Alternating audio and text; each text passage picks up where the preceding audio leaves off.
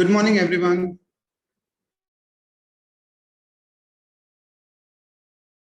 Also,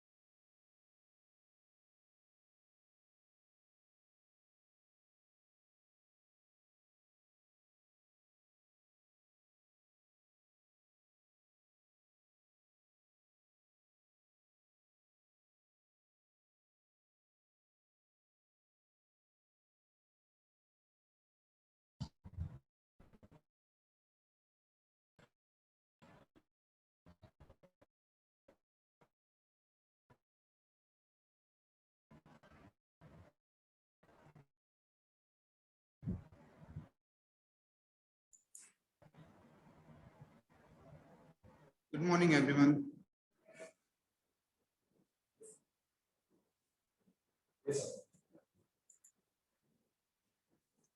On behalf of Maharashtra Mandal Chandrasekhar Agashi College of Physical Education, Pune, I, Yogesh Godke, welcome to one and all present here for the international conference. Before we start our program, I would like to bow down before Captain Shivrampant Damle, who is the founder of our college. He was not only a great person, but also a fitness follower. He wanted the young generation to value importance of fitness, and he was very keen to pass it on to them in a scientific and structured way. Keeping this in view, he established this college in the year 1977. All of us here at Chandrasekhar Agashi College of Physical Education are always trying to fulfill his vision by taking initiatives and implementing many programs right from grassroots to the elite level in the field of physical education and sports. One such initiative taken today is the organization of the first ever international conference. The objective of this conference is to bring all the sports personalities under one roof to share the modern trends in the field of sports and allied sciences in the elite performance. This is really a very proud moment for all of us here at Chandrasekhar Agachi College of Physical Education to organize such international conference. And we are very happy to get such a overwhelming response with 300 plus registrations and more than 100 research papers. We are glad to have very talented and wonderful research person with us from India. And also we have some research person like Nancy Clark and Donovan Pillai from abroad. It will be our pleasure to hear them sharing their knowledge and experience with us. I thank all the participants who have enrolled for the conference and hope all of us will get the utmost benefit from this conference. I would like to thank from the bottom of my heart to Mr. Dhananjay Damle sir, who always encourages us to organize such programs, and our principal, Dr. Kangne sir, who always support us. I would also like to thank our chief guest, Mr. Sandeep Pradhan sir, Director General, Sports Authority of India, who managed to spare time for us from his busy schedule. So it is a pleasure having you with us. Now I will hand it over to Rohit. Thank you.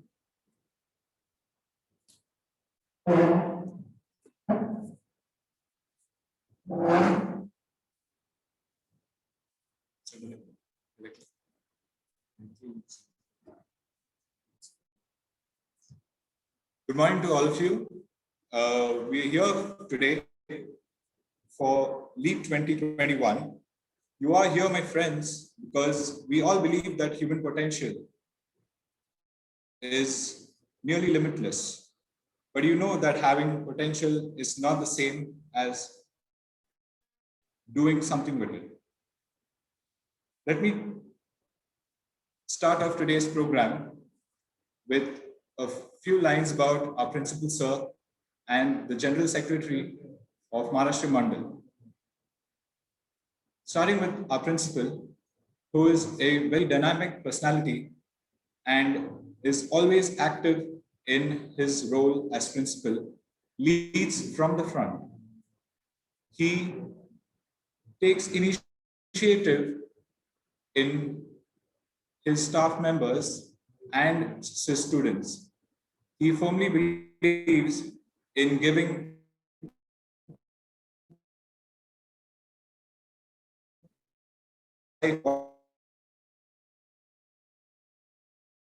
of physical. He has been a good author of many books. He has written books regarding physical education, on handball. He is also a very skillful handball player. He helps every student, and this I talk from personal interactions in the past 2 years with him. And he has helped me with a lot of subject matters that have been difficult. He has been a supportive person right from my first year. I thank Kangne sir for removing his precious time for us and to be with us and gracing this occasion. A little about the gentleman.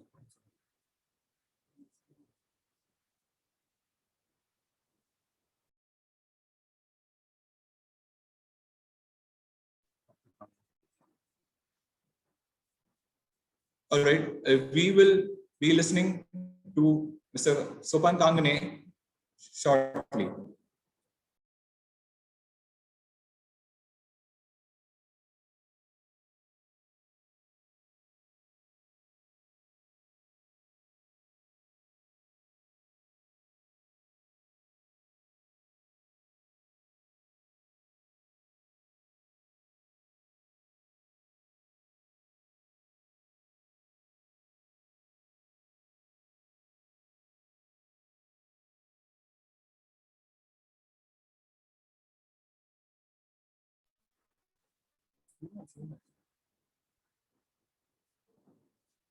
Hello.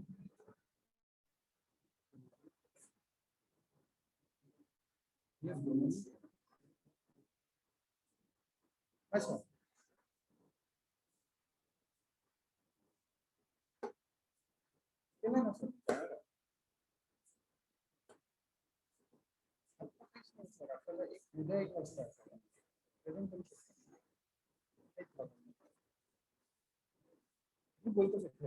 Programme संपला ना मी call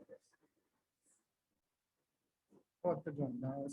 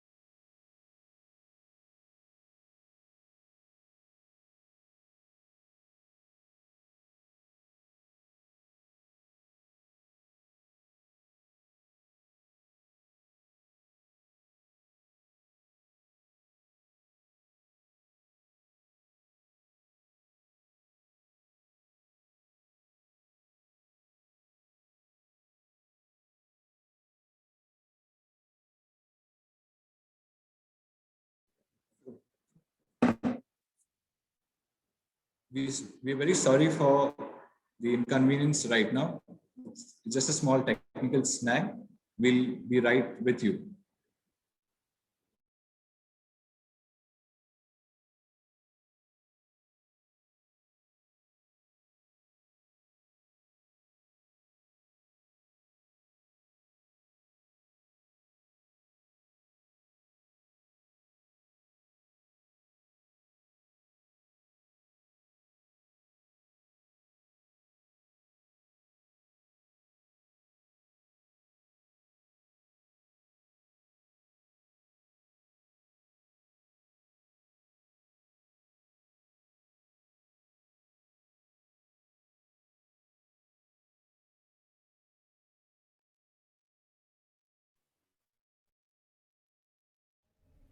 Honorable Chief Guest, respected management authorities, invitees, experts and participants. I extended a very warm welcome and thank you on behalf of Maharashtra Mandal and Chandrasekhar Agashe College of Physical Education, Pune. I am very pleased to have you all with us in this international conference, LEAP, that is leading to excellence in athletic performance. In this difficult time, such as the last year, we have all given our best to be more human and helpful. And pray that all of us continue to save to keep everyone healthy and content. I am very glad that experts from USA, South Africa and India are part of this event, and we all will be enlightened with their guidance and expertise. Ours is a century-old institution which is keen on providing scientific and updated knowledge in physical education and sports. We provide the necessary facilities such as sports field, laboratories, gymnasium and a great academic setup. Through this conference, we hope to interact with all and raise awareness about elite sports. My college has worked extensively at the grassroots level, and we also aim to reach at higher levels of sports and academics. I assure all the participants that they will cherish this experience, and I welcome you all to visit us as soon as things set normal. Once again, I thank everyone, Maharashtra Mandal, Physical Education Federation of India, Sports Authority of India for collaborating and supporting us. Best wishes.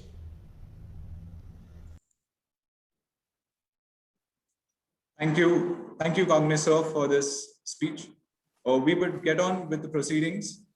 PEFI has supported us in this event, and they have organized these events for us with Chandrasekhar Agashe College of Physical Education, and representing PEFI, and in our midst, we have Dr. Piyush Jain. Dr. Piyush Jain is the Secretary and Founder of Physical Education Foundation of India, an NGO working for the promotion of physical education and sports in India, recognized by the Ministry of Youth Affairs and Sports. Mr. Jain has continuously worked for the last 20 years for the upliftment of physical education and sports at the grassroots level. He has several publications to his credit, which have been published internationally and nationally.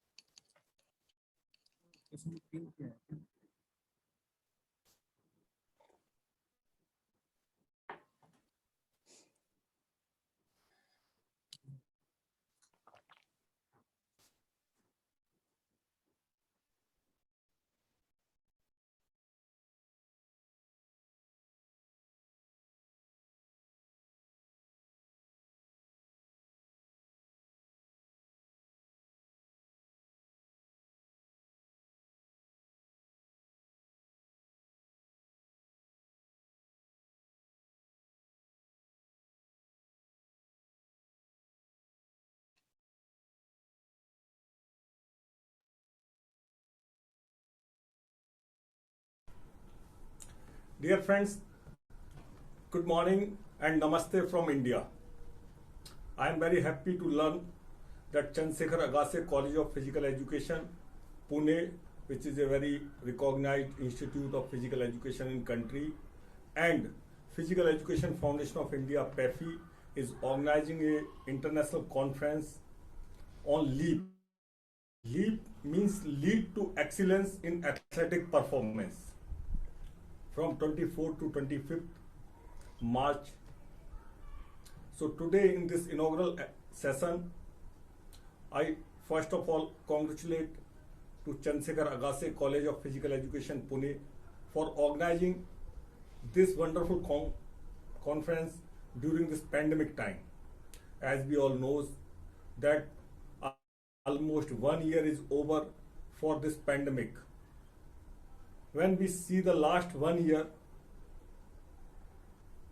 this pandemic hits badly not only in India but almost all the part of the world. But this is one side of the pandemic, corona, that we all were in the lockdown. Another side is that the PE professionals, the sports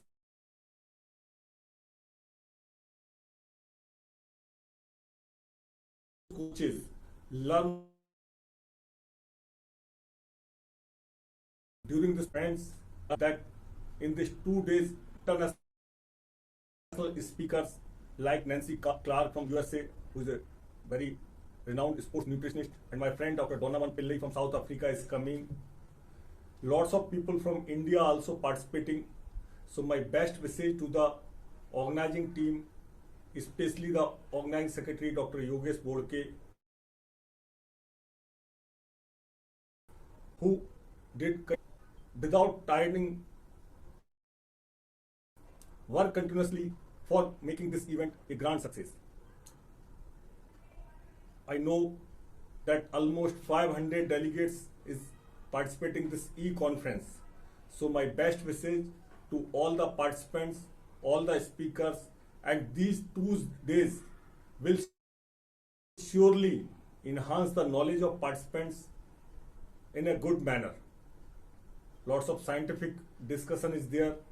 So I request to all the participants to learn lots of things from our renowned speakers. And once again, congratulations to the organizing secretary and whole organizing team. Thank you. Namaste. Thank you so much, Mr. Piyush Jain, for those encouraging words. We will introduce Mr. Dhananjay Damle, the General Secretary at Maharashtra Mandal. Mr. Damle has been simplicity personified, a man with simple taste, but has done a lot for his community and for the people in Pune in general. His initiative at Agase College and making Agase College one of the premier sports and physical education institutes has been relentless. Mr. Damle has been the forerunner in setting up the 32-acre land institution, which is located at Swargate, Pune, into one of the best sporting facilities that you can find in Maharashtra state. The facility houses infrastructure for sports like tennis, cricket, badminton, kho-kho, kabaddi, volleyball, skating, yoga, and other physical activities. Mr. Damle has always been a big supporter of and promoter of physical education, physical fitness. Mr. Damle has been an active member of many associations like badminton, cricket, swimming. He has actively helped in its functioning. We are glad to have him in our midst and continuous support. Mr. Damle will now speak a few words with us.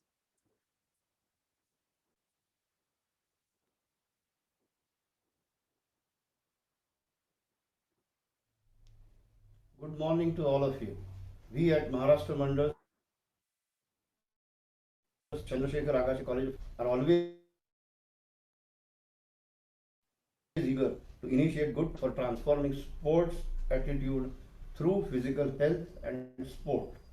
Sports is rapidly springing up in athletics. So, to keep up the pace and in conformity with vision of our college in association with Physical Education Foundation of India have organized this program.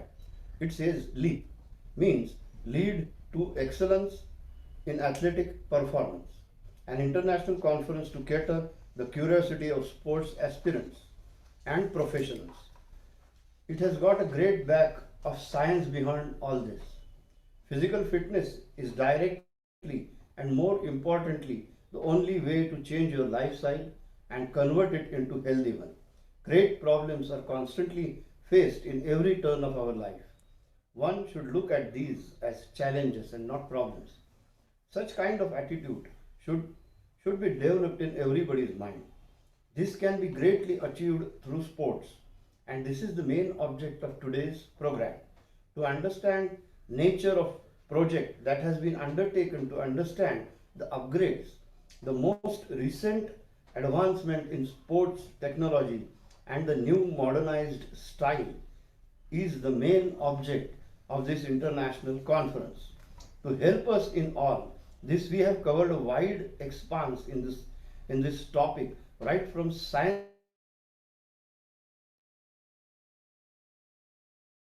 of exercise, fitness, recent technology in coaching, sport performance evaluation, and development sports nutrition. And for this, we have in our midst renowned people in their own forte. I once again welcome all of them, all those who are present here. This will provide a great platform for grabbing a chance for publication of research papers in journals with ISSN.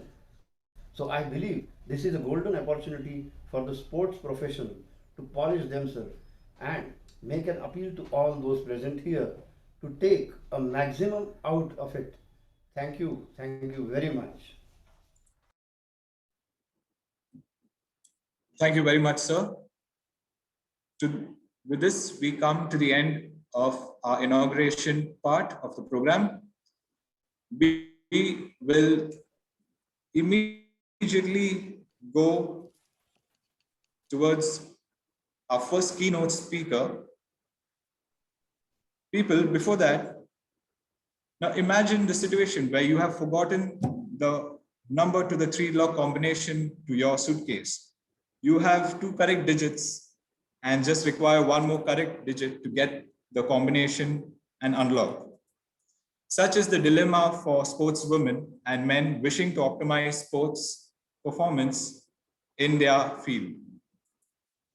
Ever trying to get a good understanding of the relationship between exercise, appetite, and weight management? To bring light on this issue, I am deeply honored to have among us one of the original sports nutritionists in the US who has helped grow this niche into a viable career option. Technically speaking, this person is a registered dietitian and board certified specialist in sports dietetics. And practically speaking, she's a trusted food coach, nutrition educator, and sought after both nationally and internationally. So, people, please help me welcome Dr. Nancy Clark. Nancy Clark has been in this field for a very, very long time. She's a legend, my dear friends. Without further ado, over to you, ma'am. Thanks for that nice introduction. And I'm very honored to be here. And I speak from Boston, where it's winter and right now it's in the middle of the night. So let me start my slides and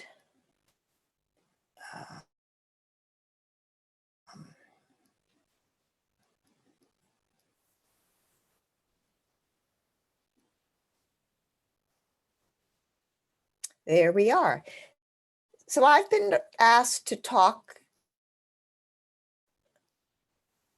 on the topic of diet and sports performance, mistakes that athletes make. Now, I'm speaking from my perspective as a dietitian in the United States, but a few years ago, I was invited to speak in India and learned a little bit about the culture there among the athletes and found that it was surprisingly similar, and some of the mistakes that are made by athletes tend to be universal.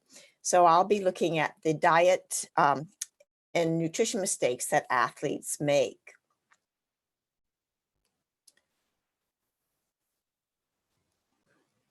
The biggest mistake is underestimating the power of food. So often I hear athletes say, nutrition is my missing link. I've got my training down, but my eating needs help. And they are very good at training, but food, no time, whatever.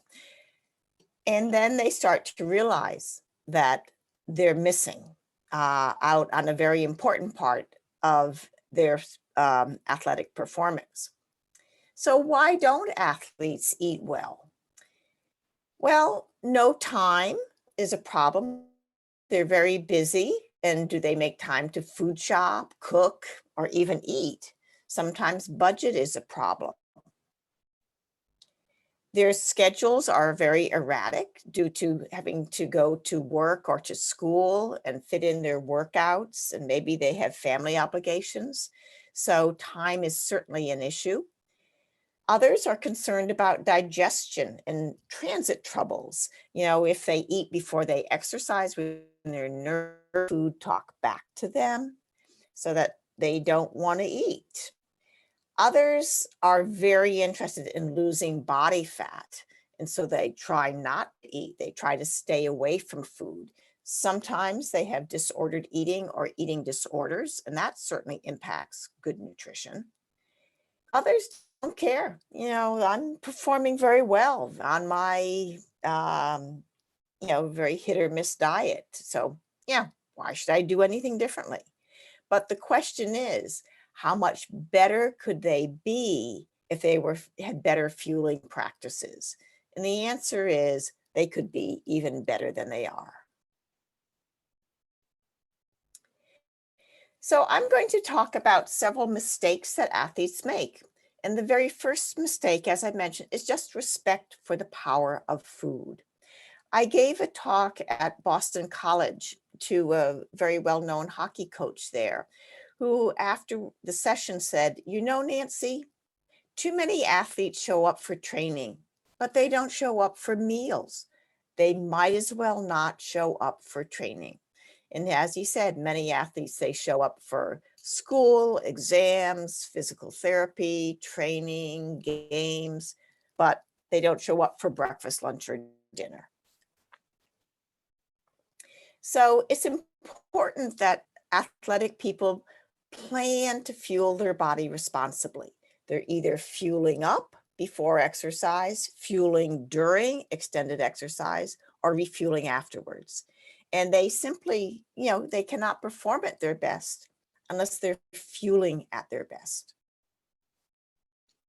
The second mistake has to do with inadequate fuel during the active part of their day.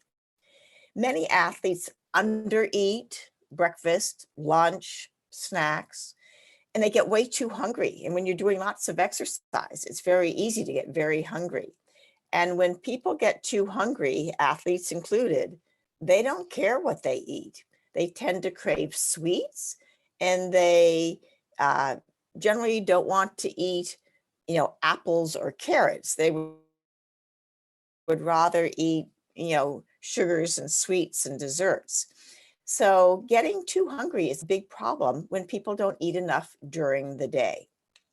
Why are they under eating? Well, this study shows one reason why many athletes undereat during their day. They're very busy dieting and trying to lose weight. So here's a survey of 425 female collegiate athletes across the United States. And they found that on average of these athletes, that they wanted to lose 5 pounds, 2.5 kilograms. 43% reported that they felt terrified of becoming overweight, and 22% were extremely preoccupied with food and weight. And so if they are so afraid of eating and getting fat, that certainly impacts their sports diet. So the question comes up, how can these weight-conscious athletes eat and be lean? So when I counsel, I'm always telling them to eat, eat, eat. And they're thinking, oh no, food is fattening. I'm trying to diet, diet, diet. But we look at when they're eating, and I encourage them to fuel adequately during the day.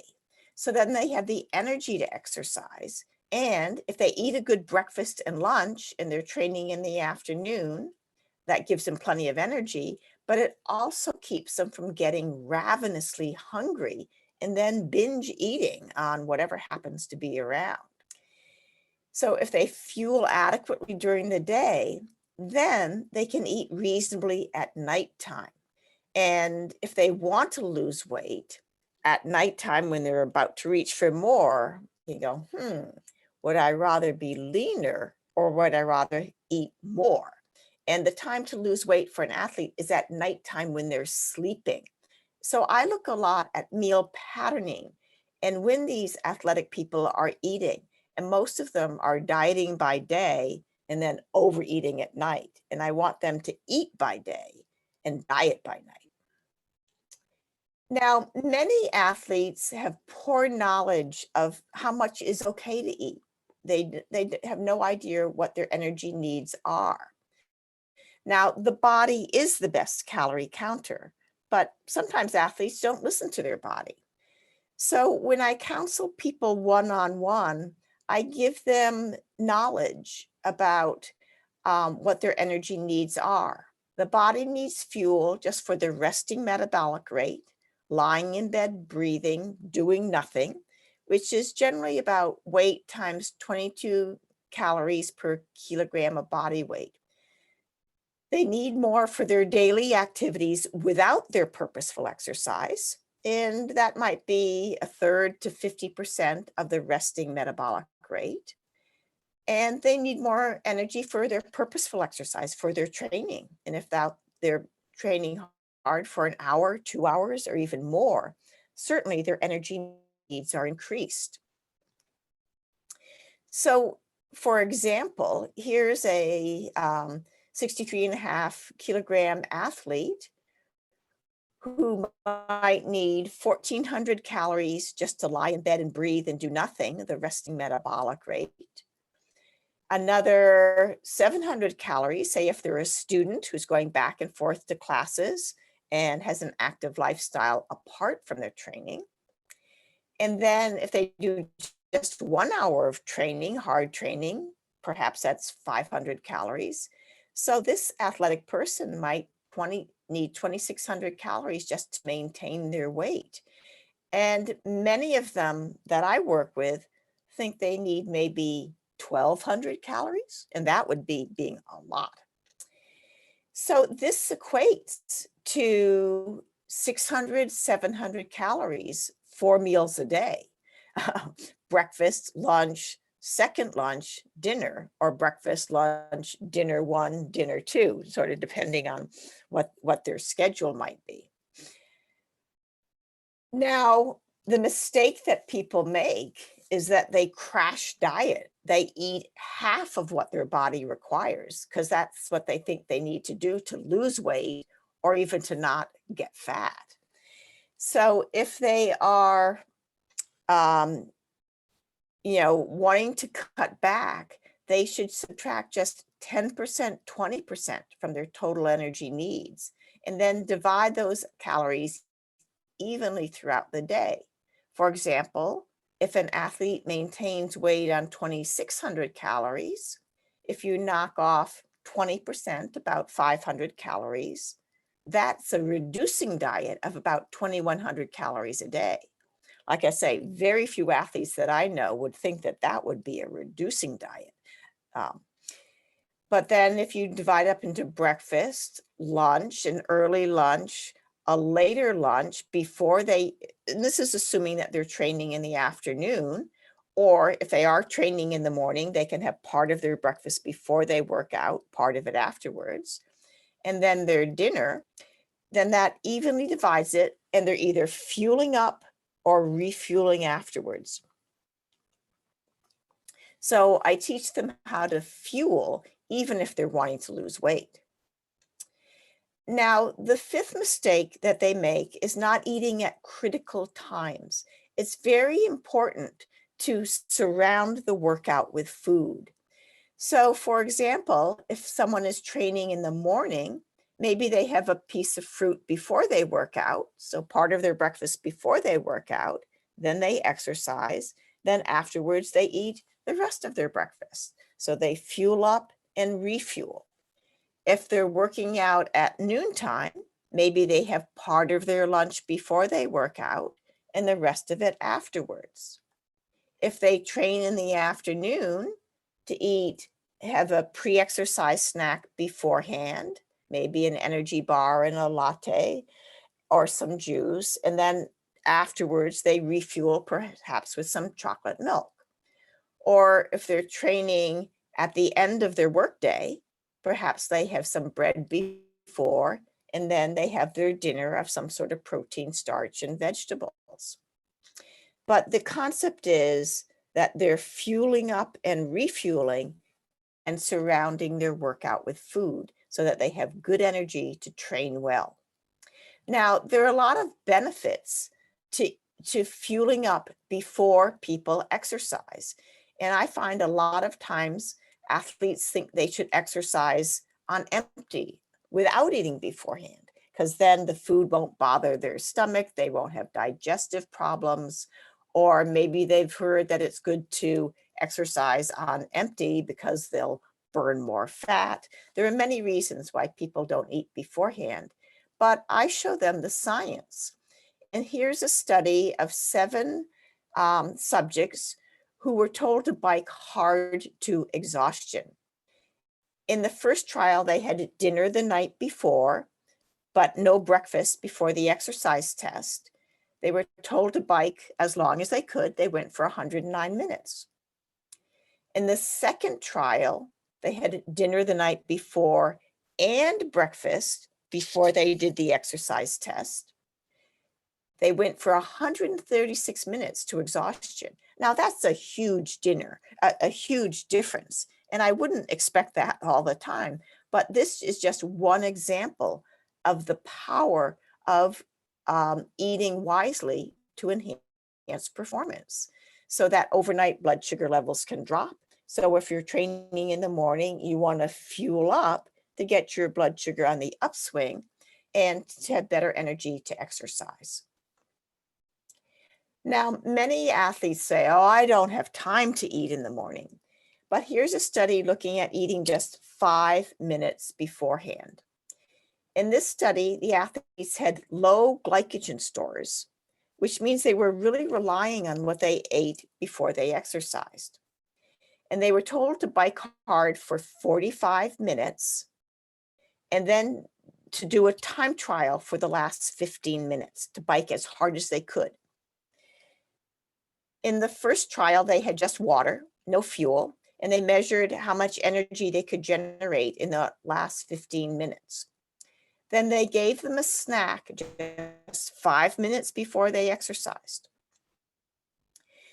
The first snack was sugar, and everyone thinks, oh, sugar, terrible, sugar high, sugar low, sugar crash. They improved 10%.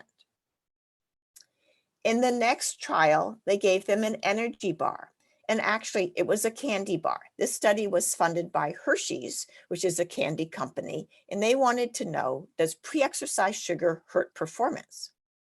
Well, when they gave them this pre-exercise fuel, they also improved 10%. And the fourth trial is what I really pay attention to, is when they had breakfast 4 hours earlier and then a pre-exercise snack, they improved 20% in those last 15 minutes.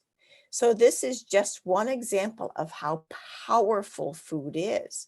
I mean, how much are Olympics won or lost by fractions of a second? But so to improve 20% is huge, and that's just through proper fueling. Now, the sixth mistake is eating too little during prolonged exercise. So we know that some athletes are training for an hour, 2 hours, 3 hours, and are they fueling properly during extended exercise? Or maybe they're marathon runners or ultra runners, or people whose sport require a lot of time spent exercising. So if someone is working out for less than 45 minutes or less than an hour, they really don't need to eat beforehand. They just have a pre-exercise snack.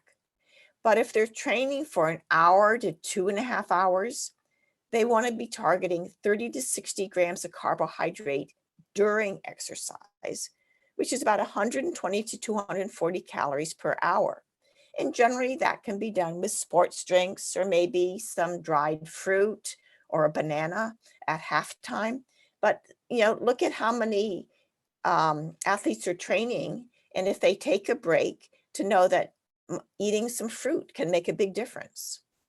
If they're exercising for more than 2.5 hours, then they want to be targeting 60 to 90 grams of carbohydrate per hour during exercise, which is 240 to 360 calories of carbohydrate. And these athletes, such as long distance cyclists, might be eating real food.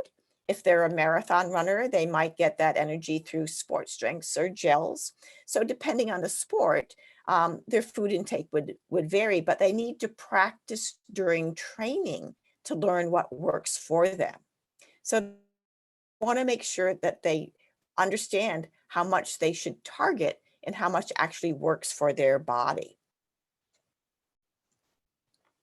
If they can't eat during exercise, just swishing will work. So when they can't swallow food because they're afraid of an upset stomach, they can swish and then spit it out. Here's a study where runners swished and spit 30 milliliters of sports drink, just a mouthful of sports drink, every 15 minutes during a 1-hour time trial where they were working as hard as they could. And they ran faster and longer by 211 meters compared to when they did not do that. The swishing seemed to trigger reward centers in the brain, and it suppressed fatigue signals. So the brain gets the signal, help is on the way, and the athlete is able to perform better. So even if athletes, like I say, are concerned about, oh no, I couldn't take in anything, I couldn't tolerate anything, just swish and spit. And a sports drink works, and also water can make a difference. Just plain water can help too. Now, even if someone is working out less than an hour, there can be benefits to fueling during exercise. So again, here's after an overnight fast, the athletes were told to bike hard for 50 minutes, and then in those last 10 minutes, sprint to exhaustion. Again, think of the last 10 minutes of the soccer game, the basketball game.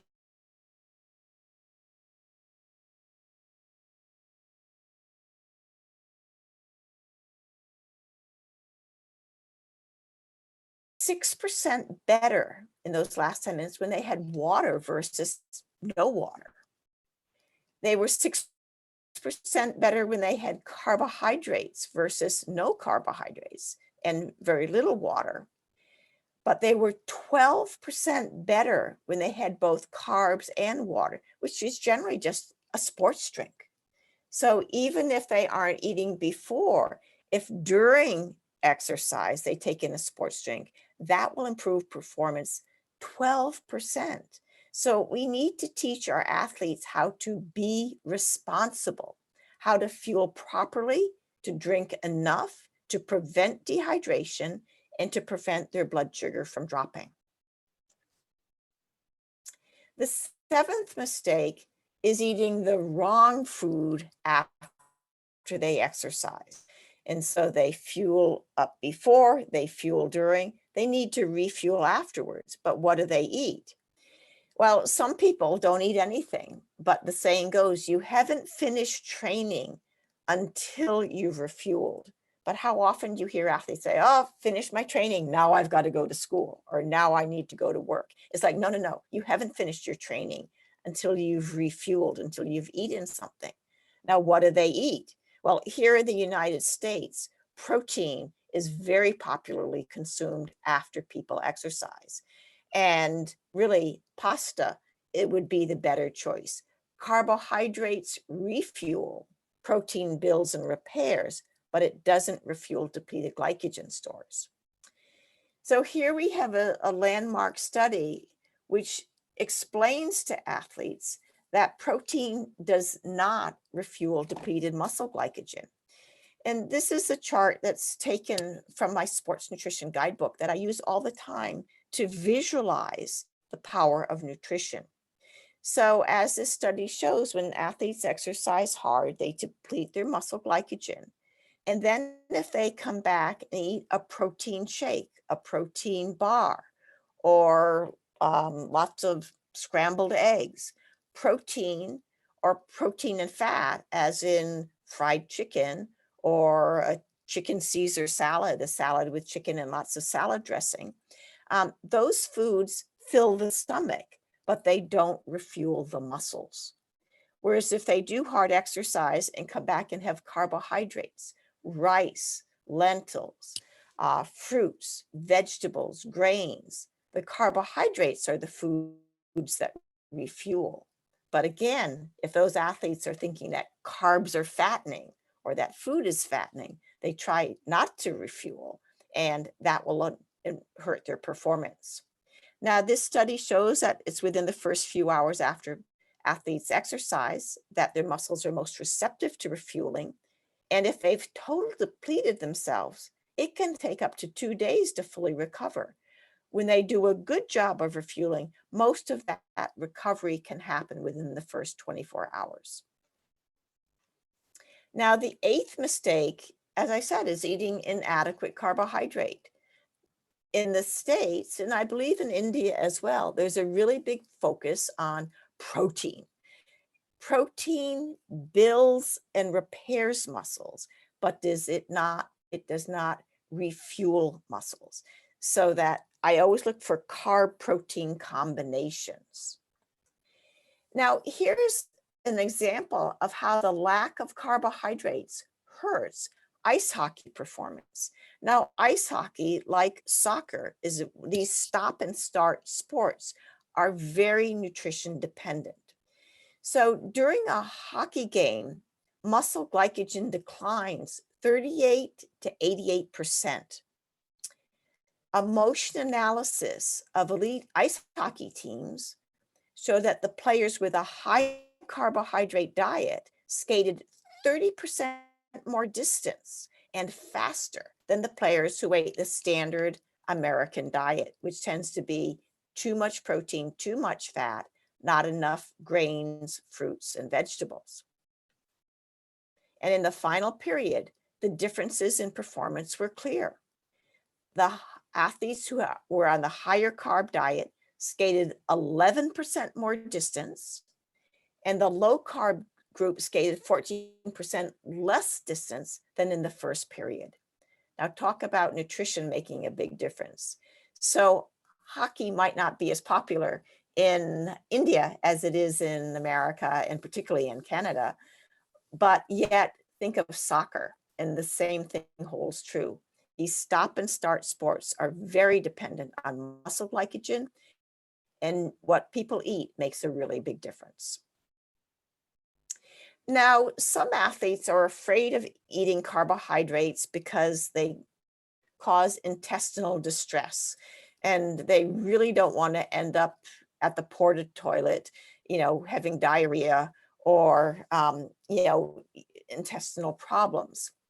Now, what we're finding is that there are certain types of carbohydrates that might create intestinal issues. And these are called FODMAPs, fermentable, which means gas producing, oligosaccharides, disaccharides, monosaccharides, and polyols.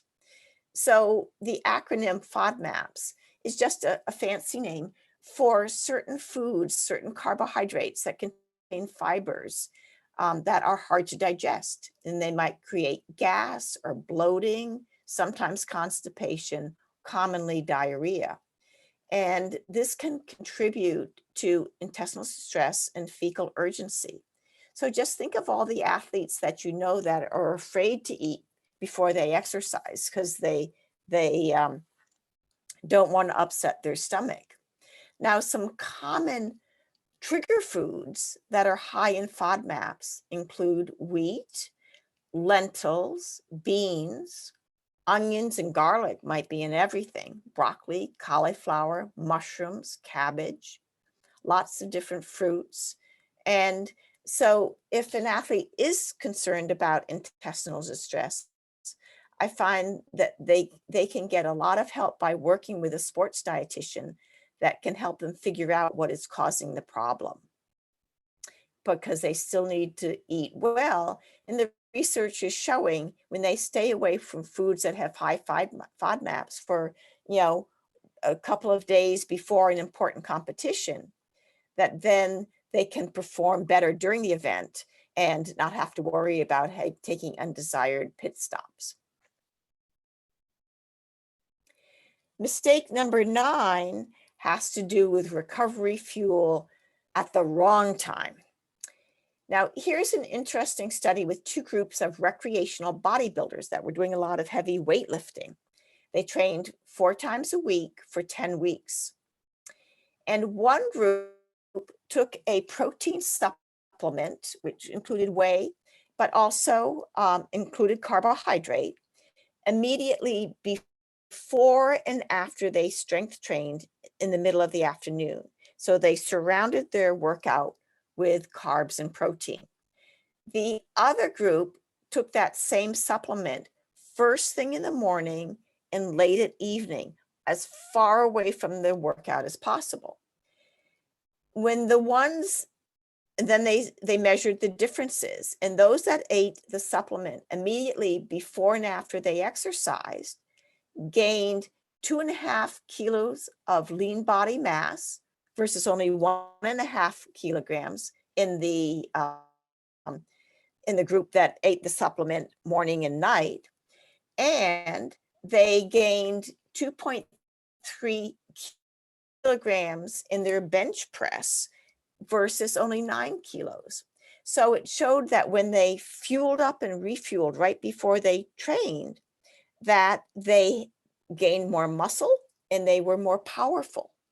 That's a pretty impressive gain. And so the message is, make sure that you're fueling up and refueling at the right time, and not, oh, no time to eat before I train. Oh, too busy, got to go off to class, and no time to eat afterwards. Now, the recovery choices, we want 3 times more carbohydrates than protein. So I have examples here of the food pyramid from India and an athlete's plate from the United States. The nice thing is that the native India diet is very high in grains, carbohydrates, fruits, vegetables, lentils. And these, I just can't emphasize how jealous I am of the native Indian diet. Whereas in the United States, meat tends to be the focus of many athletes' plate. But as you can see from this this plate designed for hard training, that at least half the plate is covered with grains and then another quarter of it with vegetables. So the foundation of any sports diet needs to be 3 times more carbohydrates, grains, fruits, vegetables than protein. Mistake has to do with not enough rest days to refuel. The body needs time to refuel. Rest days aren't doing nothing, they're refueling. So here is a study looking at some runners that were told to run 10 miles hard 3 days in a row. They were typical college students who were eating too much protein, too much fat, not enough grains and fruits and vegetables, and their glycogen stores went down. So when you're training hard day after day after day and not paying attention to your sports diet day after day after day, then the glycogen stores get depleted. Now, this impacts the ability to perform at their best. So if this happens in 3 days, we have athletes that are training for 3 weeks, 3 months. So they get exhausted. And many times when they're tired and not performing well, they think, oh, I need to train better. Then I will get better. But no, you need less training. So it's very hard to convince some athletes that rest days are a part of the training program. They just think they're being lazy. So rest is an important part of a training program. The muscles need time to heal and time to refuel. And the mind also needs time to rest and recharge. On rest days, many of them are afraid of getting fat and we need them to expect to get hungry because their muscles are very busy refueling, and to expect to gain weight because the carbohydrates hold water in the body. Now I'm hearing somebody needs to mute their. I'm very sorry. Please check your mics. If it's unmute, please mute it. Thank you. Yes, ma'am. Okay, thank you. So what often happens on a rest day, I had one person who said, Nancy, I'm afraid to take a rest day because when I do, I'm just as hungry, I eat just as much, and when I weigh myself the day after a rest day, I've gained 1.5 kilos. I can't even take a rest day without getting fat. And what they need to understand is that they will be just as hungry because their muscles are very busy replenishing themselves, and they will gain weight, but it's just water weight. And it's a sign that they're well carbo loaded because each 1 ounce of glycogen holds 3 ounces of water in the body. Many of our athletes are doing 2 workouts in a day. And if they can't even recover from 1 workout, how do they do when their time is even more crowded? Now, here's an interesting study done with a 6-week study done with 2 groups of collegiate swimmers. And very often in the United States, swimmers will train in the morning, then again train in the afternoon. And there was a team that was having a terrible season. So the coach talked to the exercise physiologist, and the exercise physiologist said, let the athletes sleep in the morning. Sleep is a very important part of a training program. And these college students were, they were very, very busy between sports and schoolwork, so that they were sleep deprived. So he had one group sleep in the morning and do just 1 workout. And what they found that, one group trained for 1.5 hours in the afternoon, the other group trained for 3 hours, both morning and afternoon. And at the end of 6 weeks, the group that did only the afternoon workout, they improved. They were able to swim faster. And the group that did double workouts was swimming slower. So this is another example of how rest is important, but also proper fueling is important. And my hunch is if the group that did double workouts had been better fueled, they might have been able to have show better performance gains. So rest is indeed an important part of a training program. And would better nutrition have changed the outcome? Chances are it would have. Now, the next mistake that people make is eating the wrong amount of protein. Here we have a chart looking at the protein needs, grams of protein per kilogram of body weight. And it can be up to 1.5 to 2 grams of protein for teenage athletes, even for adults that are building muscle mass, and adults that are restricting calories. You know, so many athletes are dieting and restricting calories. So it's important that they know that they have higher protein needs because they're cutting back on food, and many of them are cutting back on their protein intake. If you divide this protein need into meals, if you divide out into breakfast, lunch, fuel up, refuel, and dinner, it might be 20 to 30 grams of protein at each meal or snack. Now, some athletes get too little protein. Many of them that are eating healthy, they are eating here in the States are finally eating more plant-based, but they don't understand that they need a lot of a hummus or a lot of the plant proteins. Now, here's just an example of a dieting athlete, say a runner, who is, always be too fat, never be too thin, and having just some egg whites for breakfast, some hummus and yogurt at lunch, along with probably a big salad, maybe a protein bar for a snack, and 120 grams of tofu for dinner, thinking that she's doing an excellent job of getting adequate protein, but she's getting only 34 grams, and she might need 70 to 90 grams of protein a day. So I need to do a lot of educating people of who are restricting protein that it's important that they get adequate protein. Leucine, which is an amino acid that triggers muscle protein synthesis, the muscular growth, is a nutrient of concern, particularly for dieting athletes and for vegetarians. And the recommended goal is 2.5 grams of leucine per meal every 3 to 4 hours.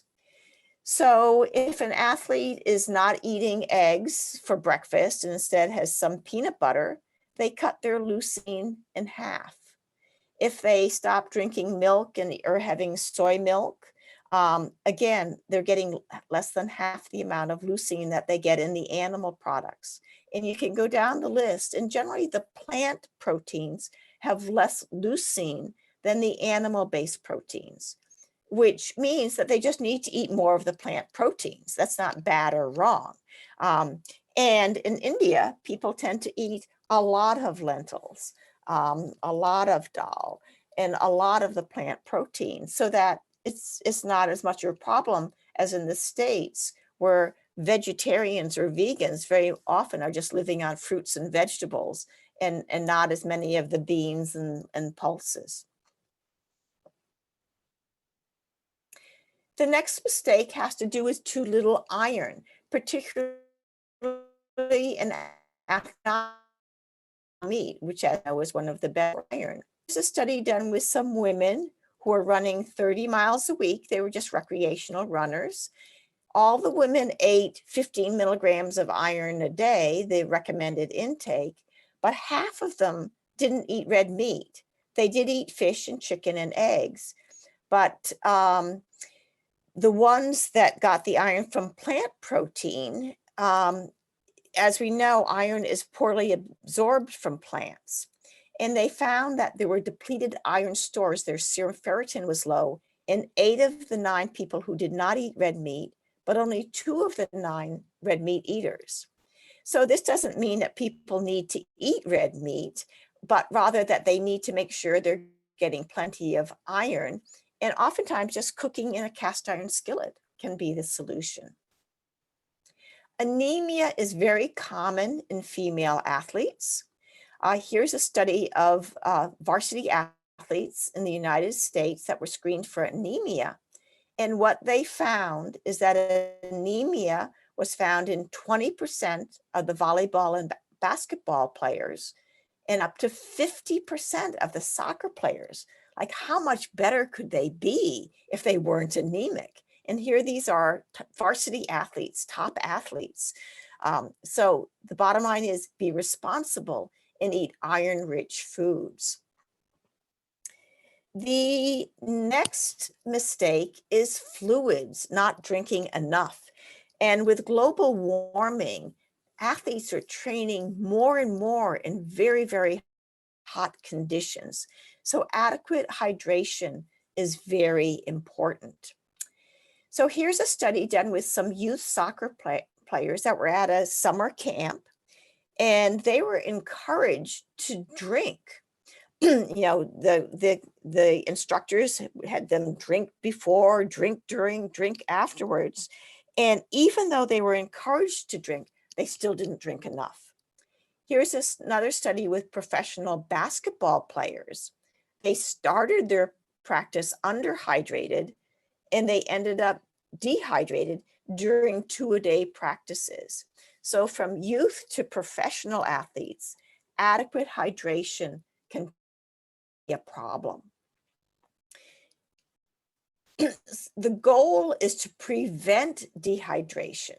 So during training, athletes need to learn their sweat rate, and they can do that by weighing themselves without their sweaty clothing on before and after they practice. And if they lose 1 kilo during practice, then that shows how much they sweat and that they need to practice replacing that during their training so that their body gets used to having fluid in it.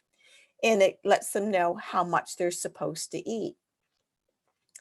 Now, during events, if they know that they lose 1 kilo an hour, then during events, they need to practice programmed drinking and replacing that kilogram every 15 minutes, having 1/4 of a kilo or dividing it out so that they have programmed drinking.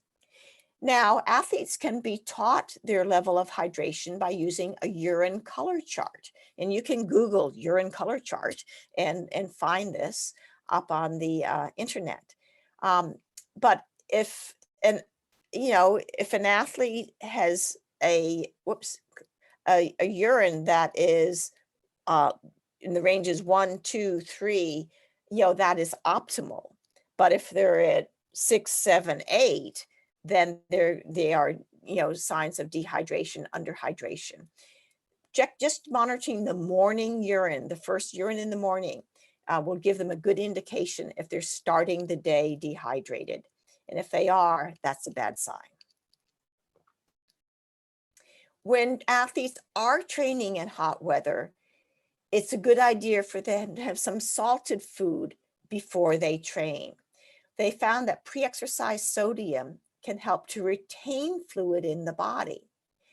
So here's a study done with trained cyclists who drank either a low sodium beverage with 150 milligrams of sodium or a very high sodium beverage with 1,000 milligrams of sodium, 45 to 105 minutes before they exercised. They were told to ride to exhaustion in the heat, but not to drink anything. And when they had the higher sodium intake, the 1,000 milligrams of sodium, they rode 20 minutes longer in the heat, 99 versus 99 minutes, because when you take in sodium, it holds water in the body and it helps to delay dehydration. And that can make a big difference. Like I say, when athletes are doing a lot of exercise in this very hot weather that we're having these days. So that can be as simple as just putting some salt on some food before they exercise. Now, the sodium helps with rehydration as well. So here's a study done with dehydrated subjects. that drank about 2 liters or 150% of their sweat losses. They measured how much sweat they lost, and then they replaced it with 150% of more fluid. When they had milk, which surprises a lot of people that milk is a source of sodium, they urinated less than when they had a sports drink. This was Powerade. And you'll see that sports drinks can have less sodium than many people realize. And they compared that to water. And what they found is when they had milk, that it emptied slower from the stomach. This limited the influx of fluid into their intestinal tract. It was very well tolerated, and it provided the protein that they needed for recovery. You always want to think carb protein combinations. And chocolate milk is a very popular recovery food here in the United States. The next mistake has to do with lack of education about vitamin pills. You know, no amount of supplements will compensate for irresponsible eating. Some athletes say, oh, I eat a lousy diet, but I take a vitamin pill. It's like, no amount of supplements will compensate for lousy food intake. But the question comes up, do athletes need extra vitamins and minerals? And here's a study, a review of 90 studies examining the vitamins and mineral status in an athlete's blood. And what this suggests that both athletes and non-athletes had similar vitamin status. The exception was iron, and we know that athletes tend to be lower in iron. And that those that had, say, a stronger intake of, let's say, vitamin C didn't perform any better.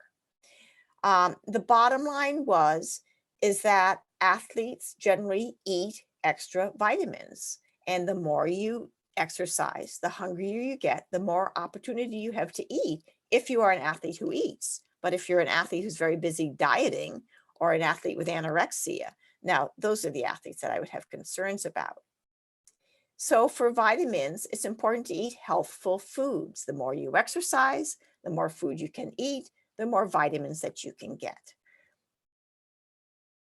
You know, what about antioxidants like vitamin C and vitamin E? You know, what they're finding is that too many antioxidants become pro-oxidants, and that can hinder training adaptations. So we want athletes to get their nutrients the natural way through fruits and vegetables. And here's just an example of the power of fruits and vegetables. Tart cherry juice has been shown to reduce pain and inflammation in women with arthritis. It improves sleep, which could be very helpful for traveling athletes. Pomegranate juice, it has these polyphenols. The color in the juice represents polyphenols, and that can reduce delayed onset muscle soreness. Beets, spinach, foods rich in nitrates, improve oxygen utilization, and this can reduce blood pressure. It can enhance athletic performance. If they have, you know, nitrate-rich foods 2.5 hours before the event, and this trial with cyclists, it improved their time trial by almost 3%. They had better blood flow, which in blood carries oxygen to the muscles. So fruits and vegetables are very powerful. Now, here's just one study with beetroot juice showing how it improved performance in well-trained rowers. And they took in beetroot juice for 6 days. It improved their rowing when they were doing repeated 500-meter ergometer tests. And the greatest benefit was in the last 3 bouts tests at the end of the event. And they averaged improvement 0.4%. You think, oh, that's not very much, but that can be enough to win. So this is just one example of the power of fruits and vegetables. So how can a hungry athlete eat better? Well, working with a sports dietitian certainly can help athletes overcome barriers to a sports diet that needs some help. Sports dietitians can help them with a performance enhancing food plan. When they have no time to eat well, a dietitian can help them with time management skills. Oh, I have a sweet tooth. That's a sign they've gotten too hungry, so that they can change their meal timing? What if they don't cook? Well, you can send them to YouTube, and there are many, many videos on how to cook. So the sports diet can help athletes problem solve the barriers that interfere with good nutrition. So my concluding thoughts are that athletes need to learn, eat enough calories at the right time to prevent themselves from getting too hungry and to optimize fueling up and refueling. And athletes need to learn to be responsible, to plan ahead, food shop, prepare nutrient-dense meals and snacks in advance if they need to, so that they can just grab and go, have options readily available. And the bottom line is, if athletes can find time to train, they can also find time to fuel for training. So working with a sports dietitian can help them win with good nutrition.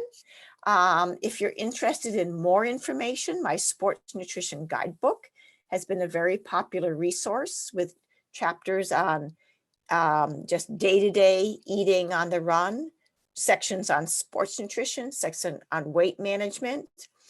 And there's also an organization called PINES, which is PINE stands for Professionals in Nutrition for Exercise and Sports. It is a global organization of sports nutritionists, sports dietitians from around the world that is an excellent source of good sports nutrition information.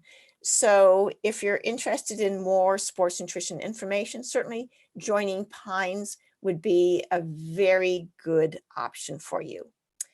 So with that, I'd like to thank you for your time and attention, and hopefully this has helped you to better help your athletes to win with good nutrition. Ma'am, we'll just hold on to you for another 5 minutes. We have a few participants who would like to ask you a few questions, if that's all right with you. Could you see at the bottom of your screen, there's a Q&A chat? Yes. Yes. So it would be really great if you could answer the questions of our participants here, starting from the top. Okay.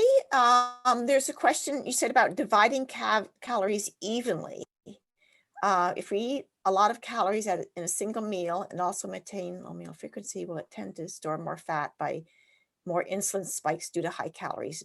Well, the whole question about insulin spikes, the body of an athletic person is very different than the body of an unfit person. So athletes, their muscles are like little Pac-Man. It's like, where's the carbs to refuel? And they need far less insulin than in the person. So most athletic people don't get sugar highs, sugar crashes, because their muscles just take up the carbohydrate without a lot of. So fit people have a whole different body than an unfit person.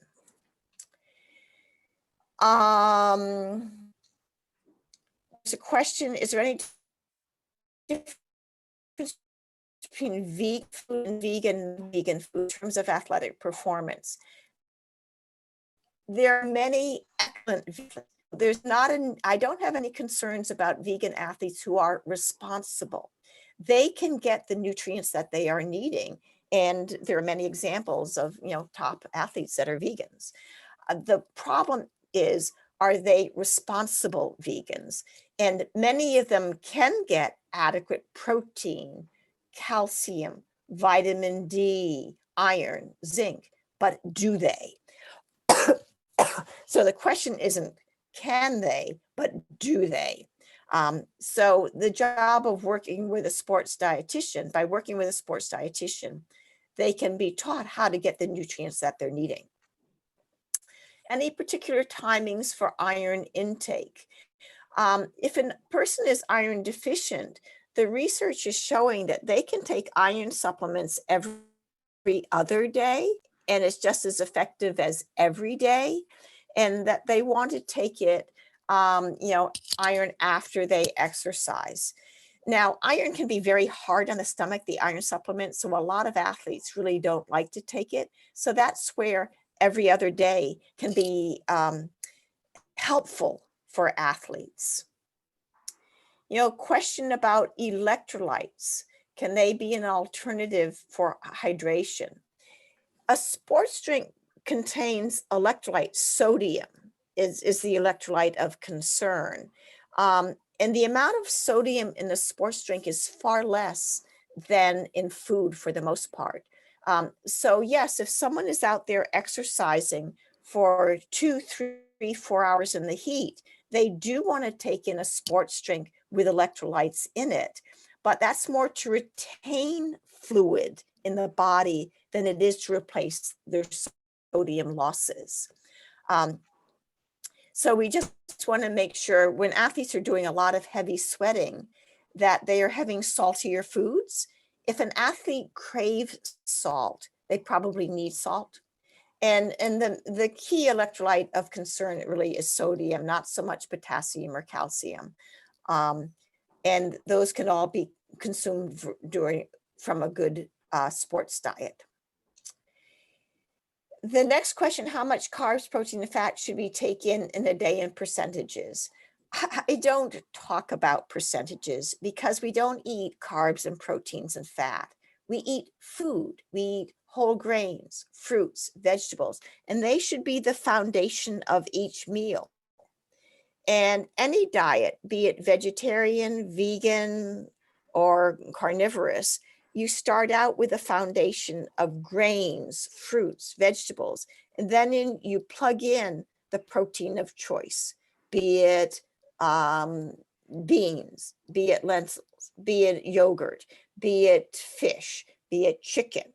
And so I'd rather look at the plate and know that at least half the plate should be covered with carbohydrate-rich foods, grains, fruits, and vegetables. You know, question about vitamin supplements, which are better, natural versus commercial. Natural food will always win. There's one exception. I think the folic acid from a supplement is absorbed better than from food. But for the most part, I really encourage athletes to get their vitamins through food because food offers more than just vitamins. It has all these plant compounds, all these bioactive phytochemicals that are very health protective, and they aren't in vitamin pills. Vitamin pills also don't contain protein. So that it's very important to teach food first, and then a supplement is to supplement a diet, but not instead of. How to calculate hydration level other than sweat rate? Well, thirst mechanism is, for most people, is pretty accurate. If you're thirsty, you need to drink. If you're doing a lot of extreme sweating, then the thirst mechanism may not be adequate. There are, but really monitoring urine is a very simple tool. And there is a study that was recently released within the past, say, 6 months, just putting a urine color chart in the bathrooms, and people really were taught how to monitor their hydration level based on their urine. What's better, a whole fruit or vegetable or juices for athlete? The whole fruit is always better, but yet many times, at least here in the United States, you know, athletes think, oh, juice is bad, it's got too much sugar. Well, one, they need that sugar for fueling their muscles. And two, they stop drinking juice, but then they don't go and eat an orange. They just don't have any fruit for their meal. So I always encourage, you know, anything is better than nothing. And if an athlete is just going to grab some orange juice and not peel an orange, then that's better than nothing. But in general, the whole fruit would be the best choice. Fat loss in ectomorphs and endomorphs. Please explain what happens and how to achieve effective fat loss. Well, fat loss, I mean, it's not just the cellular level. Weight is so complex. And it's not just a matter of eating 500 fewer calories a day and losing a half a kilo a week. It's just not as mathematical as we would like it to be, but there's a very strong genetic component in weight. Some people are just heavy set and muscular and weigh more and have larger bodies than people that are just very tall and skinny. And I would rather have athletes focus on fueling for performance than trying to lose weight, thinking, oh, if I'm a lighter athlete, I'm a better athlete. But it's not just what happens on the cellular level. What happens mentally, genetically, socially, their whole history of dieting. But each athlete is born with a genetic blueprint. And I encourage fueling that genetic blueprint. And that's what will help that athlete be the best they can be. Please explain plasma nitrate. Nitrates help to, they have an impact on the blood vessels. They relax the blood vessels, and so that the blood can flow more easily and carry more oxygen better to the muscles. And lots of fruits and vegetables are nitrate rich, so that athletes who eat them may find that it benefits their performance. The very, very top athletes are finding the nitrates don't have as big an impact, but that might be because they're already eating lots and lots of them. And so to add additional ones doesn't have as big an impact. But everybody, whether they're athletic or not, wants to eat these fruits and vegetables that are nitrate rich, because they just help protect against high blood pressure, if nothing else. Always asking for sweets. So what kind of food should be eaten? Well, natural sweets are always best, but I see cravings for sweets as being the symptom. The problem is they got too hungry. And when you're too hungry, your body tends to want quick energy, sweets. So the solution is to eat more breakfast, more lunch, plan more snacks, so to prevent the hunger. So what's a good source of carbohydrate for long distance athletes before, during, and afterwards? Well, pasta, everybody always carbo loads with pasta. And so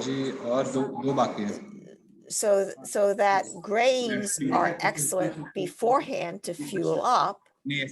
During, gels and goos or sugary foods are very popular, could be dried foods. And then afterwards, refueling with, generally endurance athletes, they get hungry, maybe not right away, where they might want some fruit, some melon, some watermelon. Watery fruits would be excellent, or like say chocolate milk is excellent afterwards. But then if they have a meal, an hour or two later, that will help them to refuel. But just food works. What's the concept that's practically working for carbohydrate loading in long distance runners? The way that I look at carbo loading is that every day an endurance athlete should be carbo loading, meaning eating a diet that is based in grains, fruits, and vegetables at every meal and snack. And then the biggest thing before the event is to taper off their exercise so that they add in more rest. Then the muscles have the time that they need to refuel. And so by keeping the diet the same, tapering off the exercise, they don't upset their intestinal tract, and they're eating their tried and true familiar foods. Red meat versus white meat, which is preferred? Is it dependent on genetics, how to control athletes having it? The question about high protein diets maybe being bad for athletes. The research that I am reading suggests that there's no indication that athletes have negative health problems from a high protein diet. As long as they have healthy kidneys, don't have kidney disease is not a problem. But even athletes but even people with kidney issues are finding that a higher protein intake can be tolerated a little bit.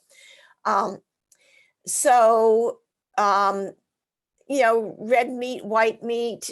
Red meat has more iron, but more saturated fat. White meat is lower in fat, a little bit lower in nutrients, but there's not a good food or a bad food. There's a balanced diet and an unbalanced diet. So we don't want to look at iron from just red meat. We want to look at, are they cooking in a cast iron skillet? Are they eating enriched breakfast cereals? Are they eating fortified grains? And look at the whole picture for iron nutriture and not just focus in on meat as being the solution.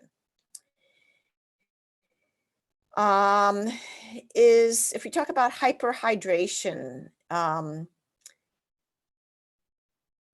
drinking more than 8 glasses a day, the whole thing about 8 glasses of water a day is not really water, it's fluid. And the body can absorb just so much fluid, and then it starts to seep, and people, have to urinate way too often. So the goal with hydration is to be drinking enough so that you're urinating every 2 to 4 hours, and the urine is a light color. And but if you get up in the morning and pee, and it's really dark and concentrated, and then you don't have to urinate again until the afternoon, again, dark and concentrated, that's a really bad sign. So I focus more not on how many glasses of water a person drinks, but their whole fluid intake and their patterns of urination. You don't have to drink water to have water. Water is in milk, it is in yogurt, it's in fruit. Water is in watery foods, soup, porridge, dal. Those are all watery foods. The influence of the amino acid profile of food on muscle growth and recovery. Yes, we really need to have quality proteins, high quality proteins, which have all the essential amino acids.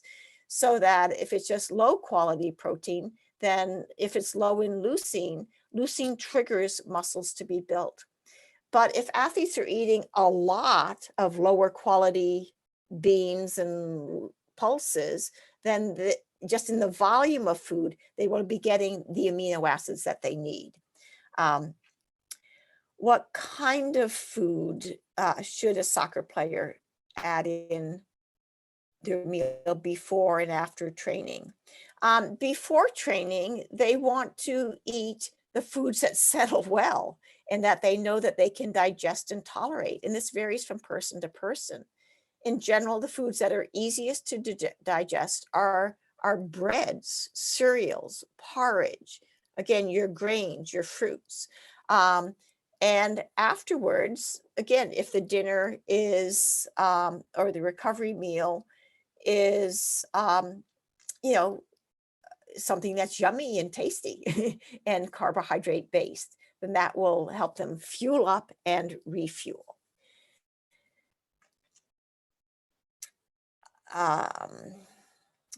Should teenagers take a vitamin supplement to meet their energy level up?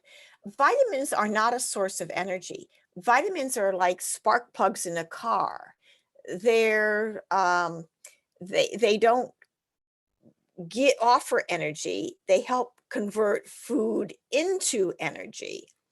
And a teenager who's growing needs a lot of food. And if 85 to 90% of that is quality food, they should be getting the vitamins that they need. I mean, 8 ounces of orange juice gives you all the vitamin C that you need for the day. 1 piece of broccoli gives you all that's cooked, gives you all the vitamin C that you need for the day. I see athletes drink not just, 8 ounces of orange juice, they drink 16, 32. I mean, they guzzle a whole liter of it because they're thirsty. So ideally, we teach them how to eat their vitamins. Is there any limit to one's body's recovery, no matter how good nutrition? Yes, time, the muscles need time to refuel. They need time to heal.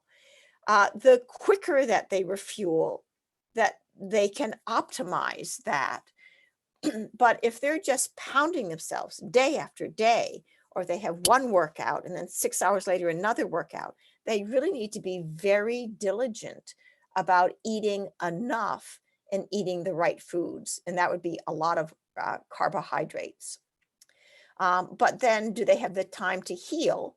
And if they're training that hard, they need time for the muscles to heal so that they don't get injured. Does protein absorption and muscle repair depend on muscle maturity, and at what extent? That's a good question. I've never been asked that. I don't think it depends on muscle maturity, but I don't know that for certain. So I would have to find out that answer. But I think that if a muscle is there, it's fully functional and doing what it's supposed to do. I do know that with younger athletes, they may not have the testosterone to grow bigger muscles, but they can grow stronger muscles. So I think that's the end of the questions. Yes. And we certainly have gone over time. Yep. Thank you so much for your time. It's been my I think honor to be here. Thank you for inviting me. We are so lucky to have you. And friends, let me tell you, at Boston, it's way past midnight, and she's with us at this hour. We cannot fully thank you, ma'am. This was my honor, and I hope the rest of your conference goes exceptionally well. Thank you very much. We have enjoyed this talk so much.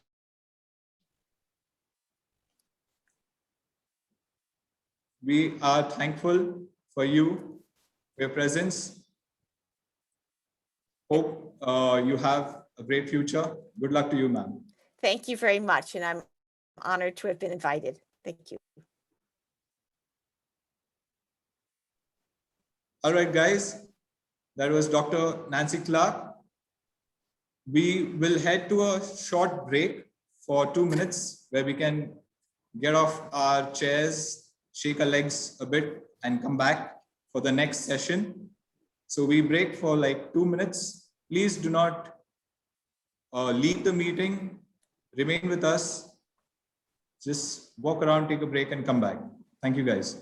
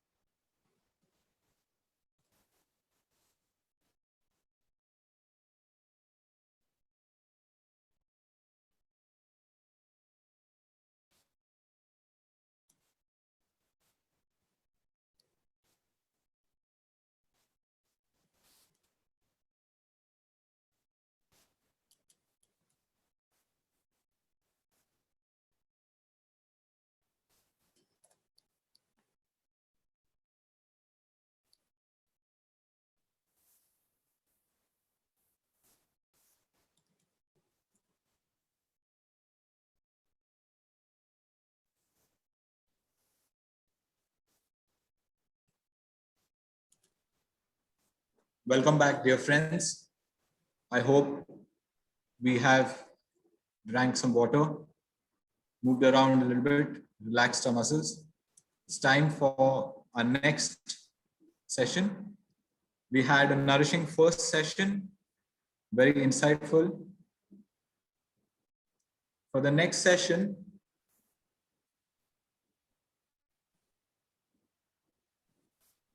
let's talk a little about simple psychology first, before we head to the next session. So when a person experiences consistent, predictable, reliable, and stable nurturing care, it will lead to a sense of trust.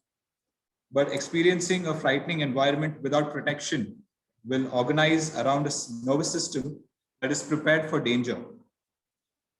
This is a theory that was developed by Dr. Erickson in 1963. It's just a simple theory about trust versus mistrust. And as a lot of us are in the coaching education or sports education field or aspiring to become one, we need to understand the importance of connection before correction. For this, I have a great person with us today. He is a high performance coach with the BCCI. He has been associated with Cricket Australia, with the England Cricket Board. He is hungry and passionate for knowledge, ever studying. He is still studying till this date. Ladies and gentlemen, please welcome Dr. Atul Gaikwad. Dr. Atul Gaikwad is from Maharashtra. He has been a high performance coach with BCCI, Cricket Australia, and the England Cricket Board. Dr. Atul Gaikwad works with coaches, educators, helping them plan performance schedules for players and athletes. So over to you, Dr. Atul Gaikwad. Thank you for being with us today. Yeah, thank you. Good morning, everyone. Thanks for the lovely introduction. As hungry, because I'm really hungry because understanding and getting enriched with all the nutrition lecture by Dr. Nancy Clark. It was probably very insightful. So thanks again. Let me, please give me 30 seconds to just upload my screen. And if you can share, probably can look at my screen, just give me a nudge, Yogesh. You can have, can you see my screen, Yogesh? Yes, visible. Okay, thank you very much. It's again back to family because thank you very much, Maharashtra Mandal and Chandrasekhar Agashe College. Thank you, principals and the organizing body to invite me for such a brilliant platform to share and learn from you all. Thank you very much again, Yogesh. Wonderful, amazing, more than 200 participants, fully packed house, great efforts. Kudos to the team, Chandrasekhar Agashe College and Maharashtra Mandal. So to quickly start with, we talk about lead athletes to excellence or leading to excellence. Excellence probably can't be ignored without the contribution of the coaches. You all will be coaches, or you are teachers, or your students. You will be coaches at certain time in your journey of whatever your contribution towards physical education. And I can see there are many active coaches. So I'll be talking more about the applied stuff. Before I start in, could you just read through this if you don't mind? And I took this quote from a recent blog which was shared by a very high performance coach. And in a very high performance environment, whenever you're coaching in a high performance environment, the technical and tactical is, it's only about 10%, but the rest of it is more of relationship, vision, making feel people more valued. It's all about conflict management. Probably how you can guide and facilitate things. Okay. So 10% सिर्फ technical tactical होता है, लेकिन ज्यादा करके it's all about the relationship you maintain. And this is a very powerful quote which I took from a coaching blog which is written by Dr. Phil, coaching the coaches stuff. And whole my context of my session today will be focusing on this, and I'll be really talking which is more of applied stuff.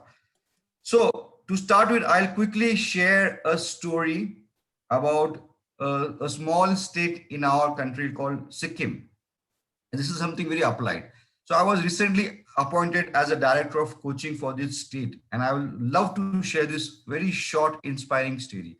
So the BCCI started some kind of development work to do some kind of cricket development in all this northeastern state, and Sikkim was one of the state. So as a development process, Sikkim appointed a outside coach and three professional players. So there was a coach from India, from outside it, and there were three professional players, so that this coach and three players could enhance and develop cricket for a year in Sikkim. Unfortunately, the second year there were some issues, there was some criticism, and this coach did not probably, and the players did not have that good rapport with the local players, and they got removed. Not only the coach, but also the three players got removed immediately after 1 year, and they were all recognized high performance players and coaches. Third year, maybe the second year season, probably the association thought to appoint a local coach and also three new basically local players or the high performance players. Unfortunately, again, the next year, as soon as the season got over, there were a lot of reports about issues and not treating well. So the local coach and the local players again decided to sack the new three professional players, and they were all again high performance players from India. They're all recognized players, and they prepared for the next season.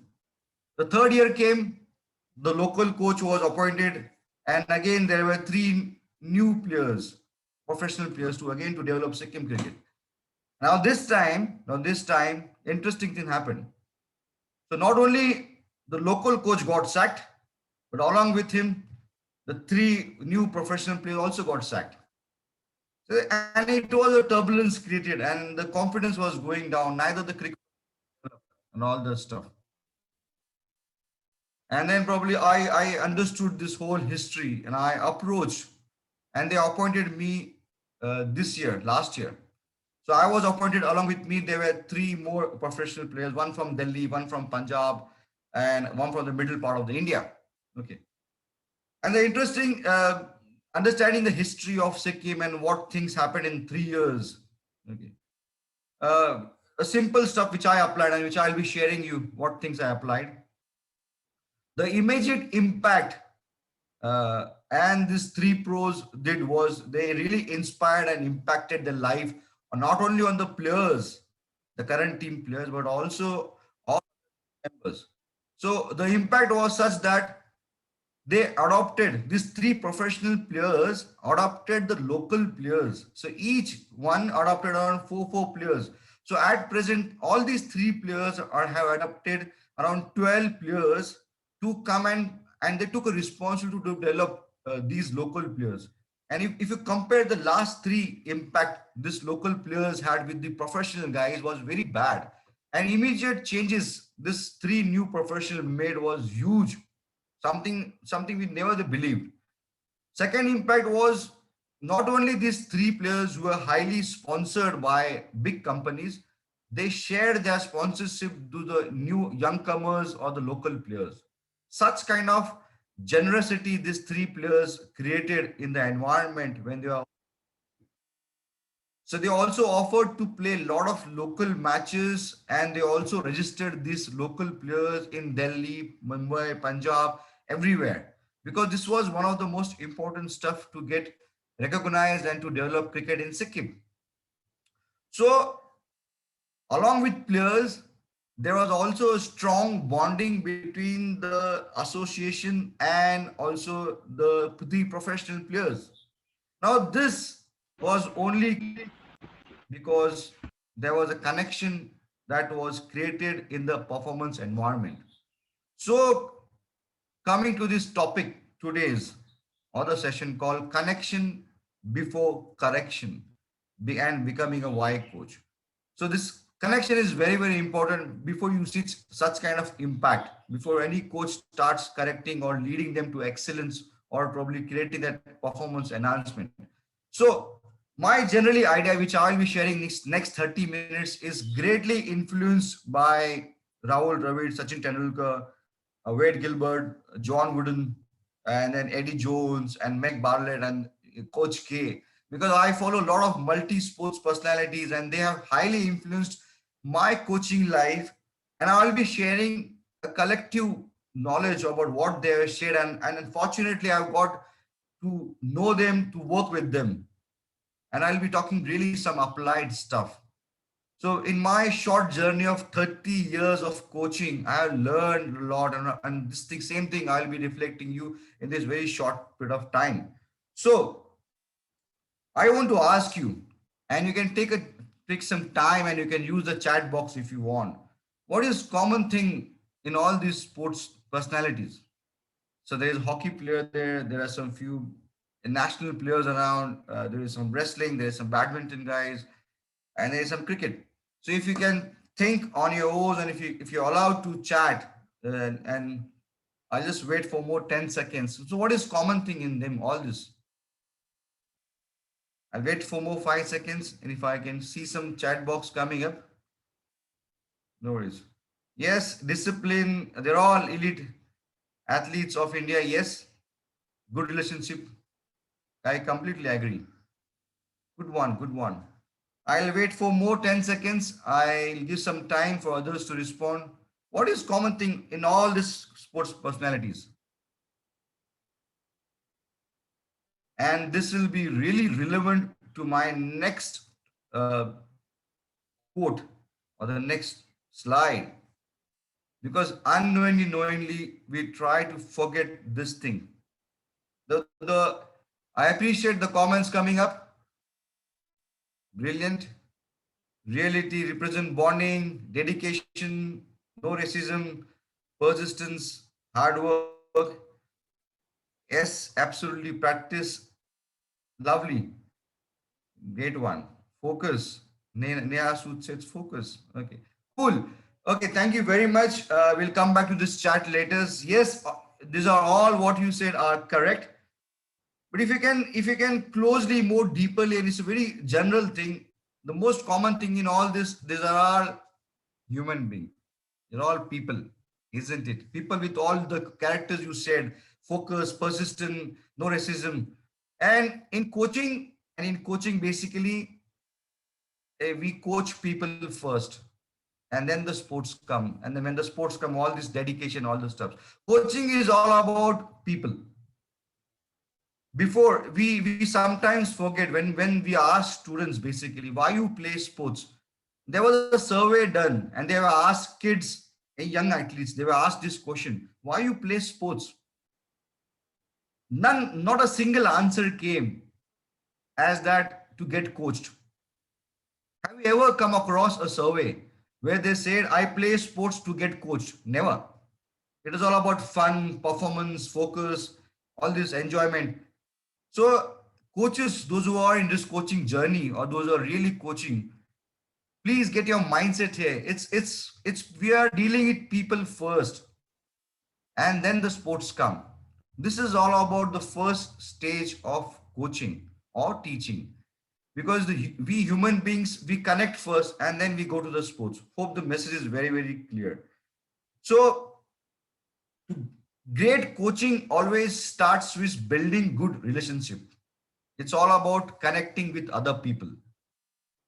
And sometimes, and I have in my coaching journey, I have made mistakes, probably with my knowledge of skill and biomechanics. And we straight away start into corrections and technique and modifications without connecting with that people, with that player first. And then the problem starts.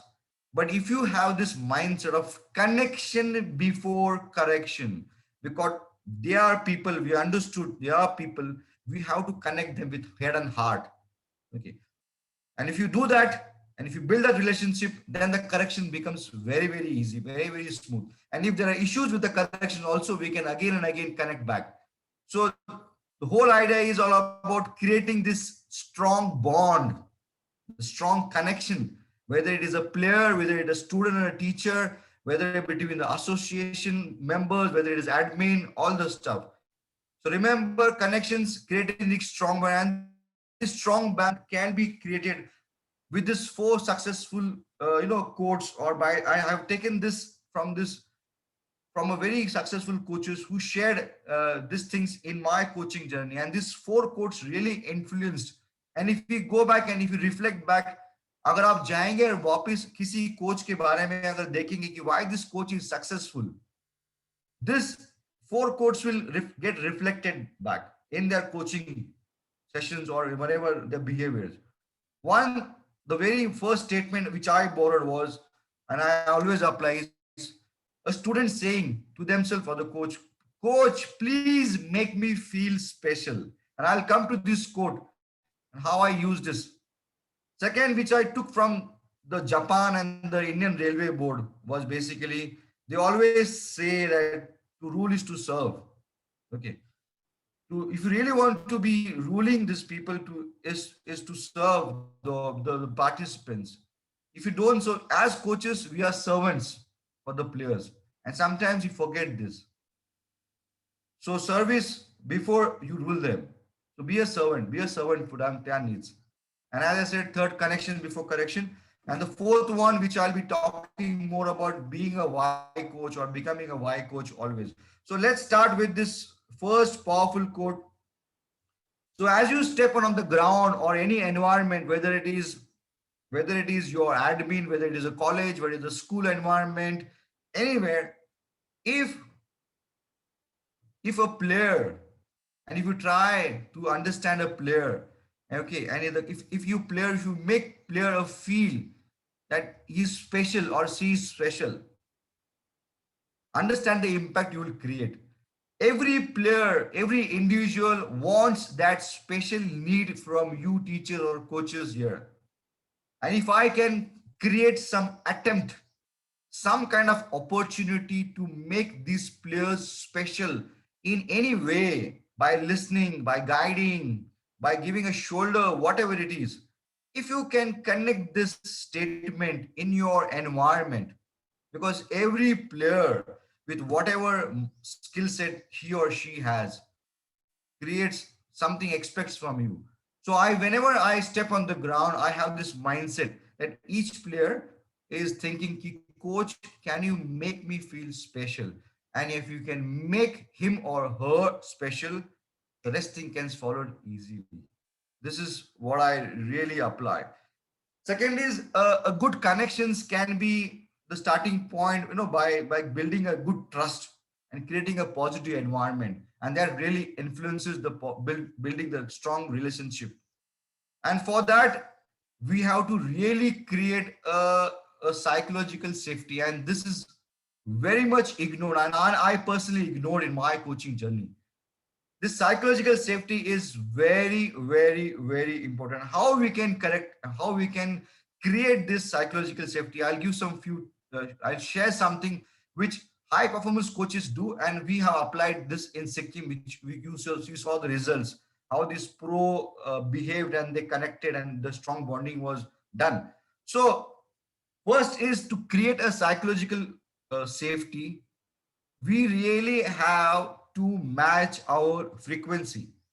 Every player knowingly send some kind of a frequency to connect, and every player will have a different bandwidth, a different frequency. As a coach, it is your skill to connect which bandwidth I have to switch on or probably lower or increase to connect that.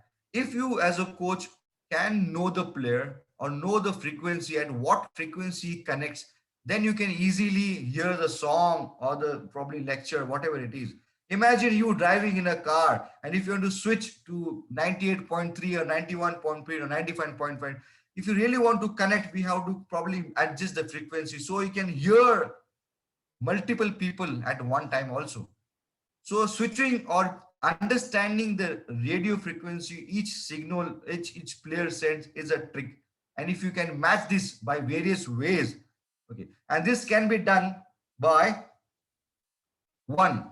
So in my meeting, and if you can see at high performance coaches, if you look at any high performance environment, the psychological safety, the first point is irrespective of any skill, everyone gets equal time to speak. So this we created in Sikkim team, and now I'm handling at my National Cricket Academy. And Mr. Rahul Dravid takes a lot of efforts, whether it is an admin guy, whether it is a newcomer coaches, anyone, everyone gets a equal time to speak, whether it is a meeting, whether we are discussing any plan, whether it is a tactics. Now this creates a belonging, a sense of belonging. However, you know, and what happens, and you can trust me, what happens in a team environment, we generally allow the captain, vice captain, or the senior players to speak more. And that player who is newcomer or a very less experienced is completely ignored. The moment you ignore them there, you create that threat, that unsafe environment. And if you create that, okay, then it will never open up or it will take delay. So the first thing we tried was probably giving equal opportunity, equal time to speak irrespective. And we made that the most junior player, the most less experienced player starts speaking first. And then the last person is the captain or the vice captain. Anything, whether it is tactics and all. Trust me, it created a wonders, and people are starting applying. And this thing we borrowed from the Google, basically creating a psychological safety. The third thing, you may find some players where they may not be verbal, they not be speaking. कोई लड़के या लड़की ऐसा रहेगा team में या अपने environment में जो कम बात करता है. They speak very less. They are shy at the initial stage, isn't it? And that time, as a coach or as an admin, as a principal, as a teacher, anyone, you have to see that sensitivity in that person who are really socially sensitive about not speaking, whether to language barriers and all. So look at those non-verbal signs, lies, hand movement, and immediately ask. So what we did is, whenever we see people showing these signs of non-verbal, not speaking, I stopped the meeting and asked, tell me what you're thinking. Immediately tell me what you're thinking, or please. So these things, whether it is respect to this, whatever it is, immediately the bonding is created. And this, we purposely did it in this, our initial meeting. And if you can see in all high performance environment, creating a psychological safety is the first criteria. And this is the various ways they can do it. Coming to the next thing, you can also create a good psychological safety in your work environment is getting that non-expert to speak. Sometimes what happens in a meeting, we always ask for an expert to give comment. Trust me, there are people who are non-expert also get some out of the box ideas and we ignore. And in our meetings, we had a bowlers meeting. Basically, bowling is one of the skill in cricket. Sometimes the batsman or the wicket keepers ask, what do you say about tomorrow's game plan? He is not an expert in bowling. But one tip, which is never a bowler thinks or a coach thing, can give you a different kind of idea to, or maybe strategy to apply tomorrow. So someone in a team member, you may find a person, कोई ऐसा player मिलेगा या कोई ऐसा तुम्हारे team में member मिलेगा who will speak something which is not in the agenda. Give time, give scope to speak, and this will create that psychological safety. Yes, I am being feel valued in this system and my things have been heard. So this is the way probably we have this agenda about giving equal time, listening or understanding the non-verbal stuff, and giving the non-experts to speak about some kind of expertise or out of agenda stuff. So these are the various processes, and we make sure they are able to do or create, or probably able to do a lot of errors, whatever it is. So if you can project these errors are okay, errors are opportunity to learn. And if you can create that, we can create this psychological safety, which is an ignored part in any high performance environment. You can also create positive environment and the psychological safety by giving responsibilities to players. Normally what happens, the coach is the person who decides the planning, session planning, the discipline issues, whatever it is. We make all the rules and all the stuff, the programming.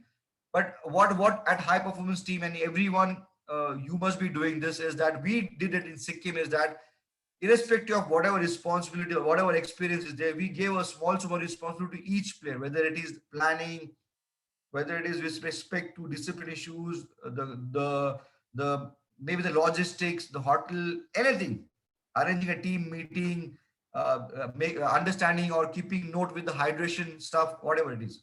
We also ensured in our environment that there is always one person for each player to speak.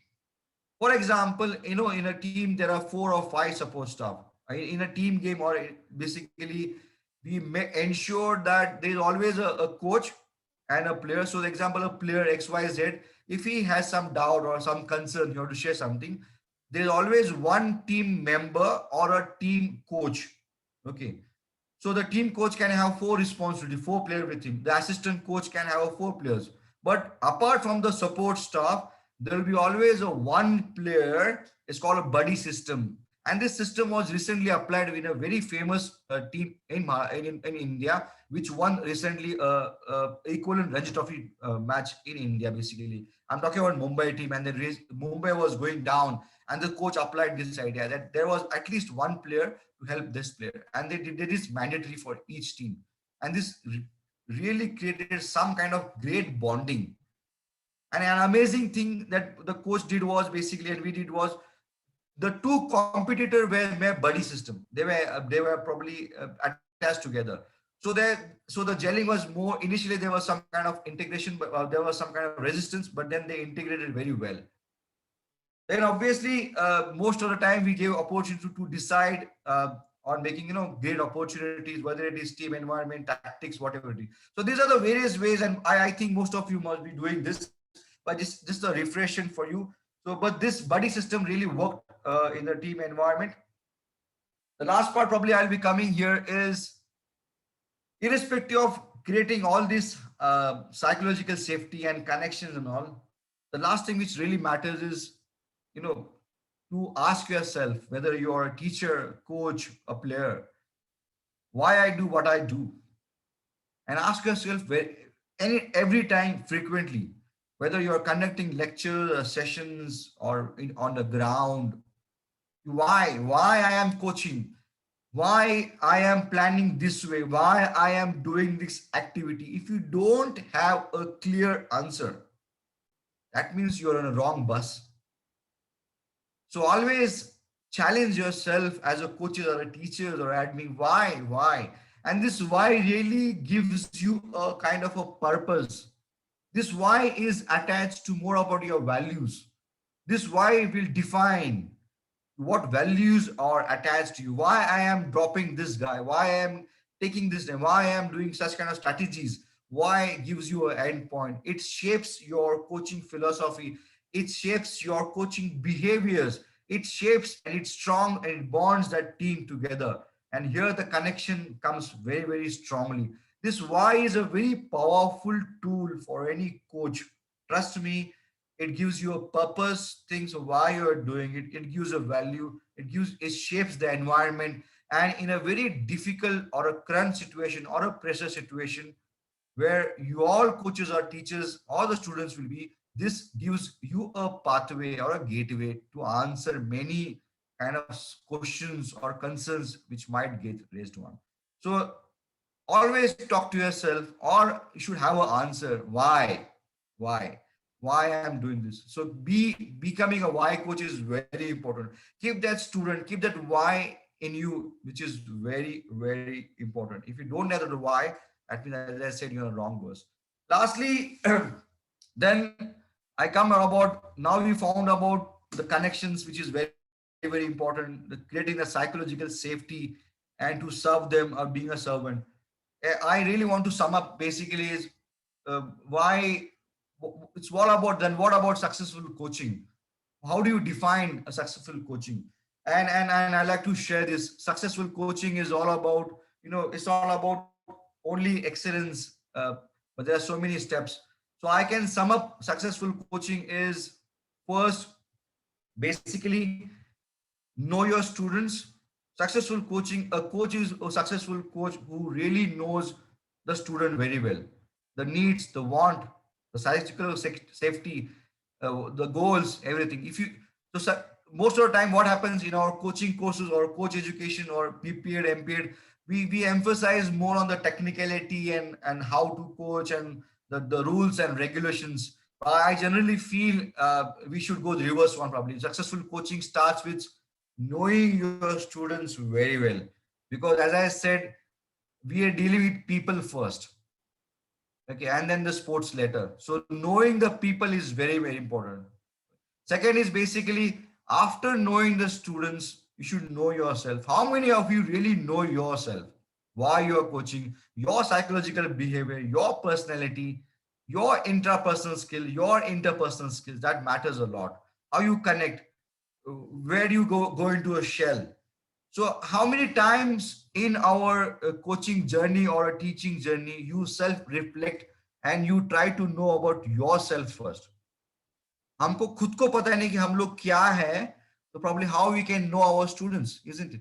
So first of all, I generally believe know your students, know yourself, and then after you know these two things very well, then you can go to the sports, and all this professional knowledge about rules, technique, and tactics comes. And I trust me, this technique, tactics, nowadays due to internet, it is at your palm, and you can generally click at a click. You can get all these rules and regulations, all the stuff. There'll be thousands of experts. You will find a lot of videos on YouTube and all the stuffs about technical and tactical stuff in our world. But the really matters, all these soft skills about knowing your students and knowing yourself is very, very important. And this is the mantra about successful coaching. So this is all about my journey, and this is all about connection before corrections and becoming a why coach. This is a very short applied stuff, and then so you found the amazing results in Sikkim State and at NCA and on what BCCI. If you currently look at the BCCI team, the number one team, which is right now doing, and it is the most highly paid staff player, or it generates a lot of amount in world. If you look at the worldwide, probably. So we are Ravi Shastri, whether it is B. Arun, whether it is the Virat Kohli team and all, they're all doing this kind of fundamentals, and which I generally feel should be shared and probably made contagious or infected to all other sports. Okay. So this is from me. Thank you, Yogesh. Thank you, sir. I'll just stop my screen. Anything? I open for the questions if you want. Thank you so much, sir. Dear friends, the session is open for question and answers. Please type in your questions in the Q&A chat option below.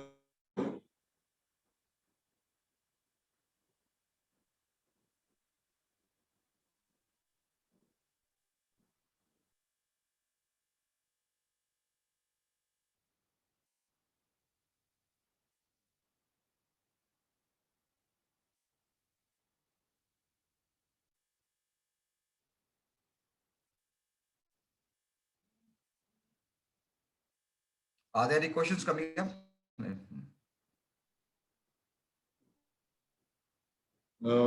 Friends, you can also unmute yourselves or raise your hands and I will unmute you.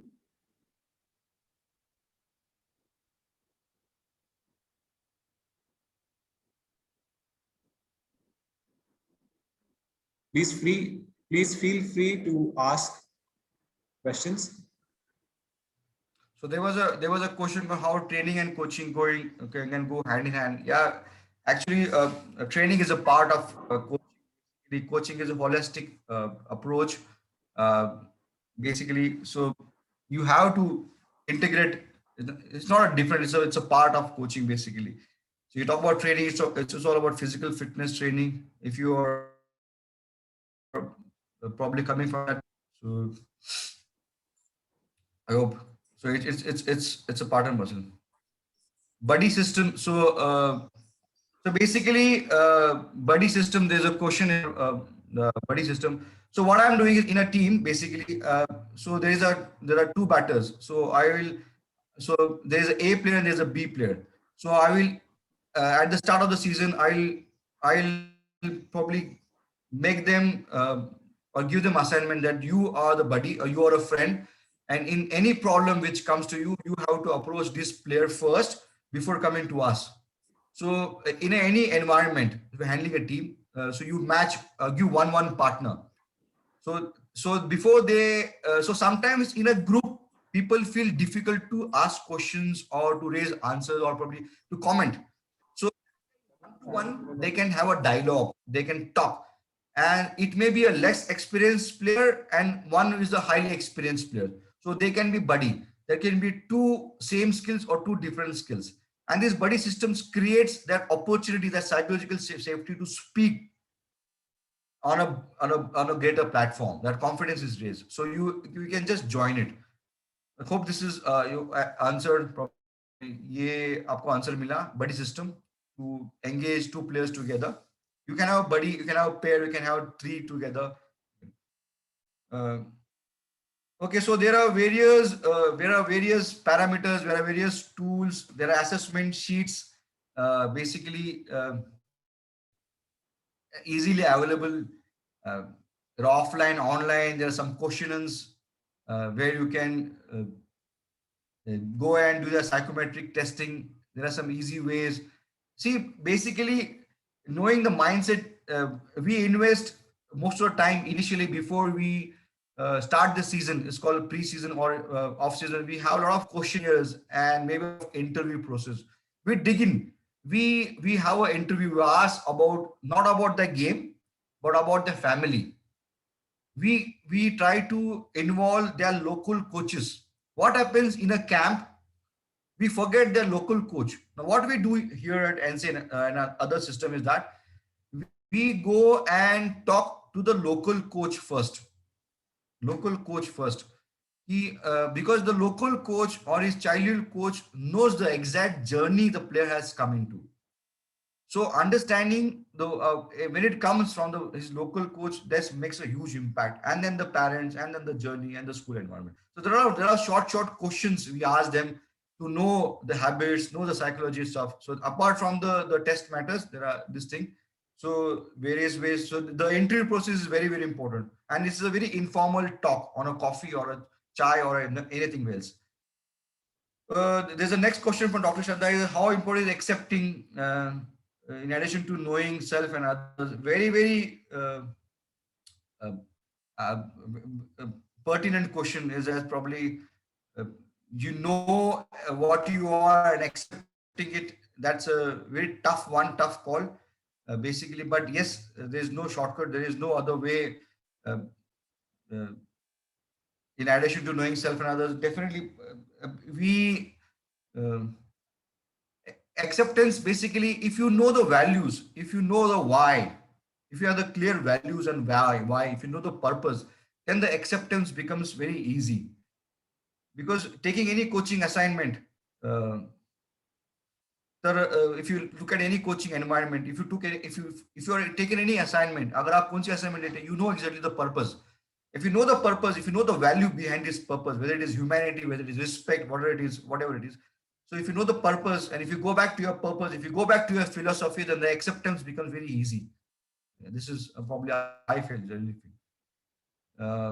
How to make psychology of a coach? It's to know yourself. It is know your self-esteem, how you get your self-esteem better. This is very, very important. Dr. Shiri says, what helps more to a coach to his passion? As I said again, continuous learning, being a student every time really helps. Uh, I always follow a quote by Usain Bolt. He says, "I was born to inspire others." So how I can inspire, how I can touch others' life, which really creates that passion and to improve more. So as I said, you can shape your philosophy by asking why I coach, how I can create impact on others' life, uh, how I can enhance performance, why I coach. These are the questions. If you ask yourself, you can get your coaching philosophy. And this coaching philosophy will define your journey and it changes. So why I coach, how I can make impact on others' life, how I can enhance performance. These are the questions you ask yourself. And if you get the answers, then you can get your philosophy there. So this is all about. So I hope, okay, there's one more question. Is that how would you confront, hold on, probably there's a chat there, so I can, okay, no worries. How you, how would you confront poor sportsmanship and how you develop the good person? Okay, so remember the behaviors, the good question by Rahul Arote is that any behavior, if you see any behavior or any poor sportsmanship and all, has a reason. There is something which the player has been influenced, has been some. It doesn't come out of immediately. There is some kind of causes. There is some kind of purpose. There is something which has been instigated to him. So you, as a coach, you have to find that why at this, why he was probably made to or act to do this way. And if you know this why, if you go back into history, sometimes we address the current issue which is the wrong way.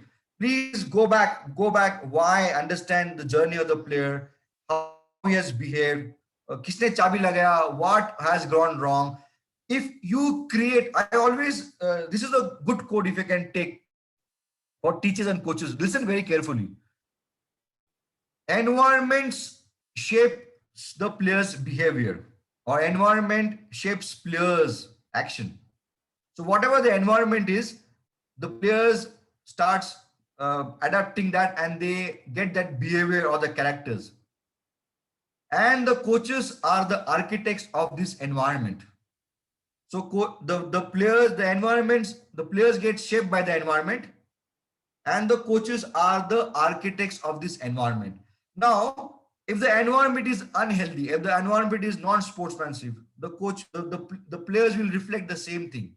If as a coach, as an architect, as a builder of that environment, if you create that environment of sportsmanship, you create the value of humanity and all this stuff, it will be contagious, it will be infected in the same way.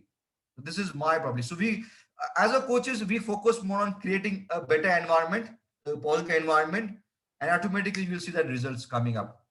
Because creating that environment is very, very important, whether it is your office, whether it is a teaching, whether it is a school, whether it is your performance, any environment. So as a coaches, remember we are architects of creating this positive environment. I never blame students. I always blame that environment. And we are the person to blame first than this. I hope I have answered all the questions. That's it. Thank you, Yogesh. There's one more question, I think so. Hold on. Yeah, so Salvi says, what if the buddy system, both players' performance going down? Okay, so as a coaches, as I said, you have to continually assess the performance. And if you feel probably get one more or top, or you can add, you can change. The buddy system doesn't remain same. You can always rotate and revolve, understand. So it is not a fix. This is the way. You can always have a flexible mindset. You can adapt, adjust, put a new buddy, give a temporary buddy, you can help him out. But that does not mean you created untrust or probably a unpsychological safety. You introduce a new buddy and you remove that buddy again so that it maintains that record or maintains that equilibrium. Dr. Atul. Yeah. Yeah, go ahead. Dr. Atul. One question called freedom of expressions. I have only 2 minutes, I think so. Um, there are some things called non-negotiables.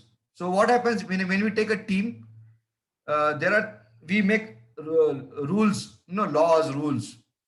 Trust me, last 7 years I'm handling team. I have never made any rules.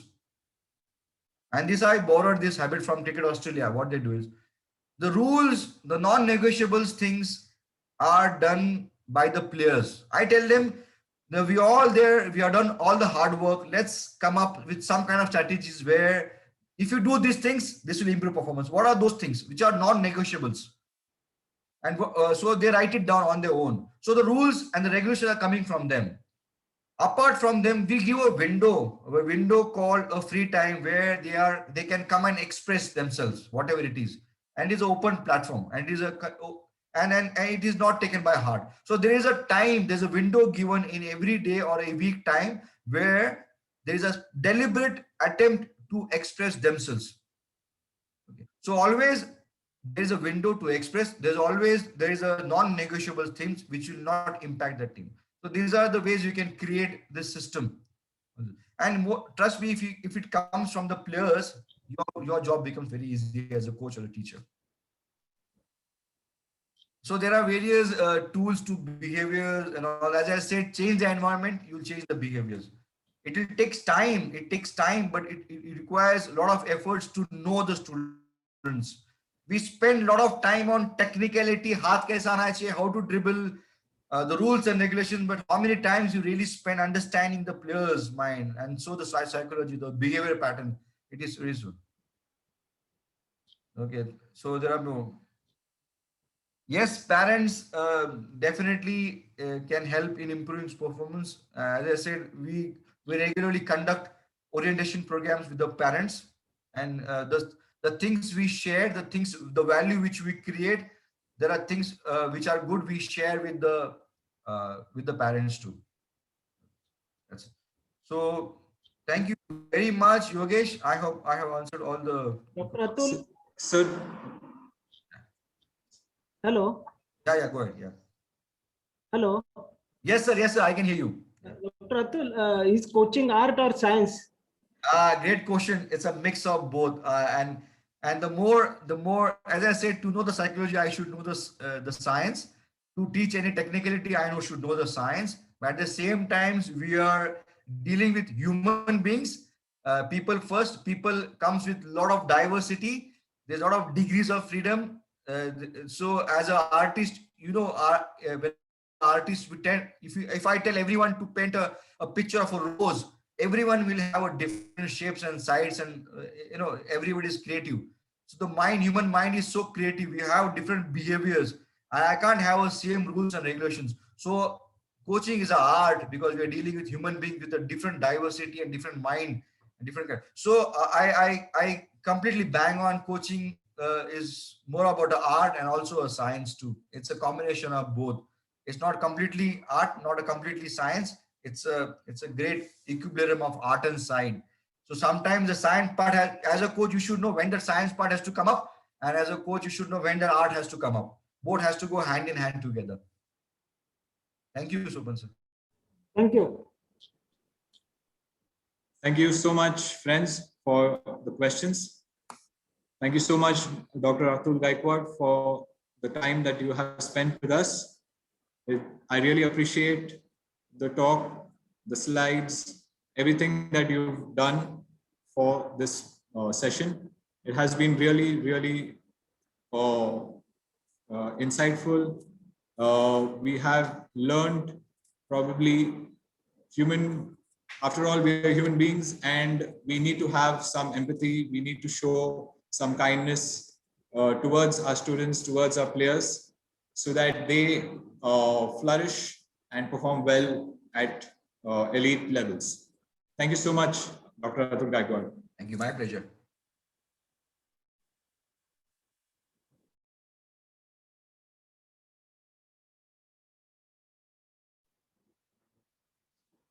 Okay, dear friends, that was all for today. We had a lovely 2 sessions. We came to know about the power of food. We came to know about the importance of the human touch. We know that these factors or these inputs are very, very important, not only for players at the grassroots, but also for players at the elite level, which will help them perform at high stake situations. So I thank you all for being such a lovely audience. I thank you for supporting us, for logging in and being patient at all times. Thank you for being smooth and helping us conduct this sessions in a good way. We will meet for tomorrow's session at 10 a.m. sharp. So I request all of you to be or to log in before 10 a.m. 10 minutes before 10 a.m. would be a good time to start logging in. So I thank you for your energy. Thank you for your time. I rest for today, and we will meet you guys tomorrow. We'll see you tomorrow. So it's bye from here now, guys. Good day.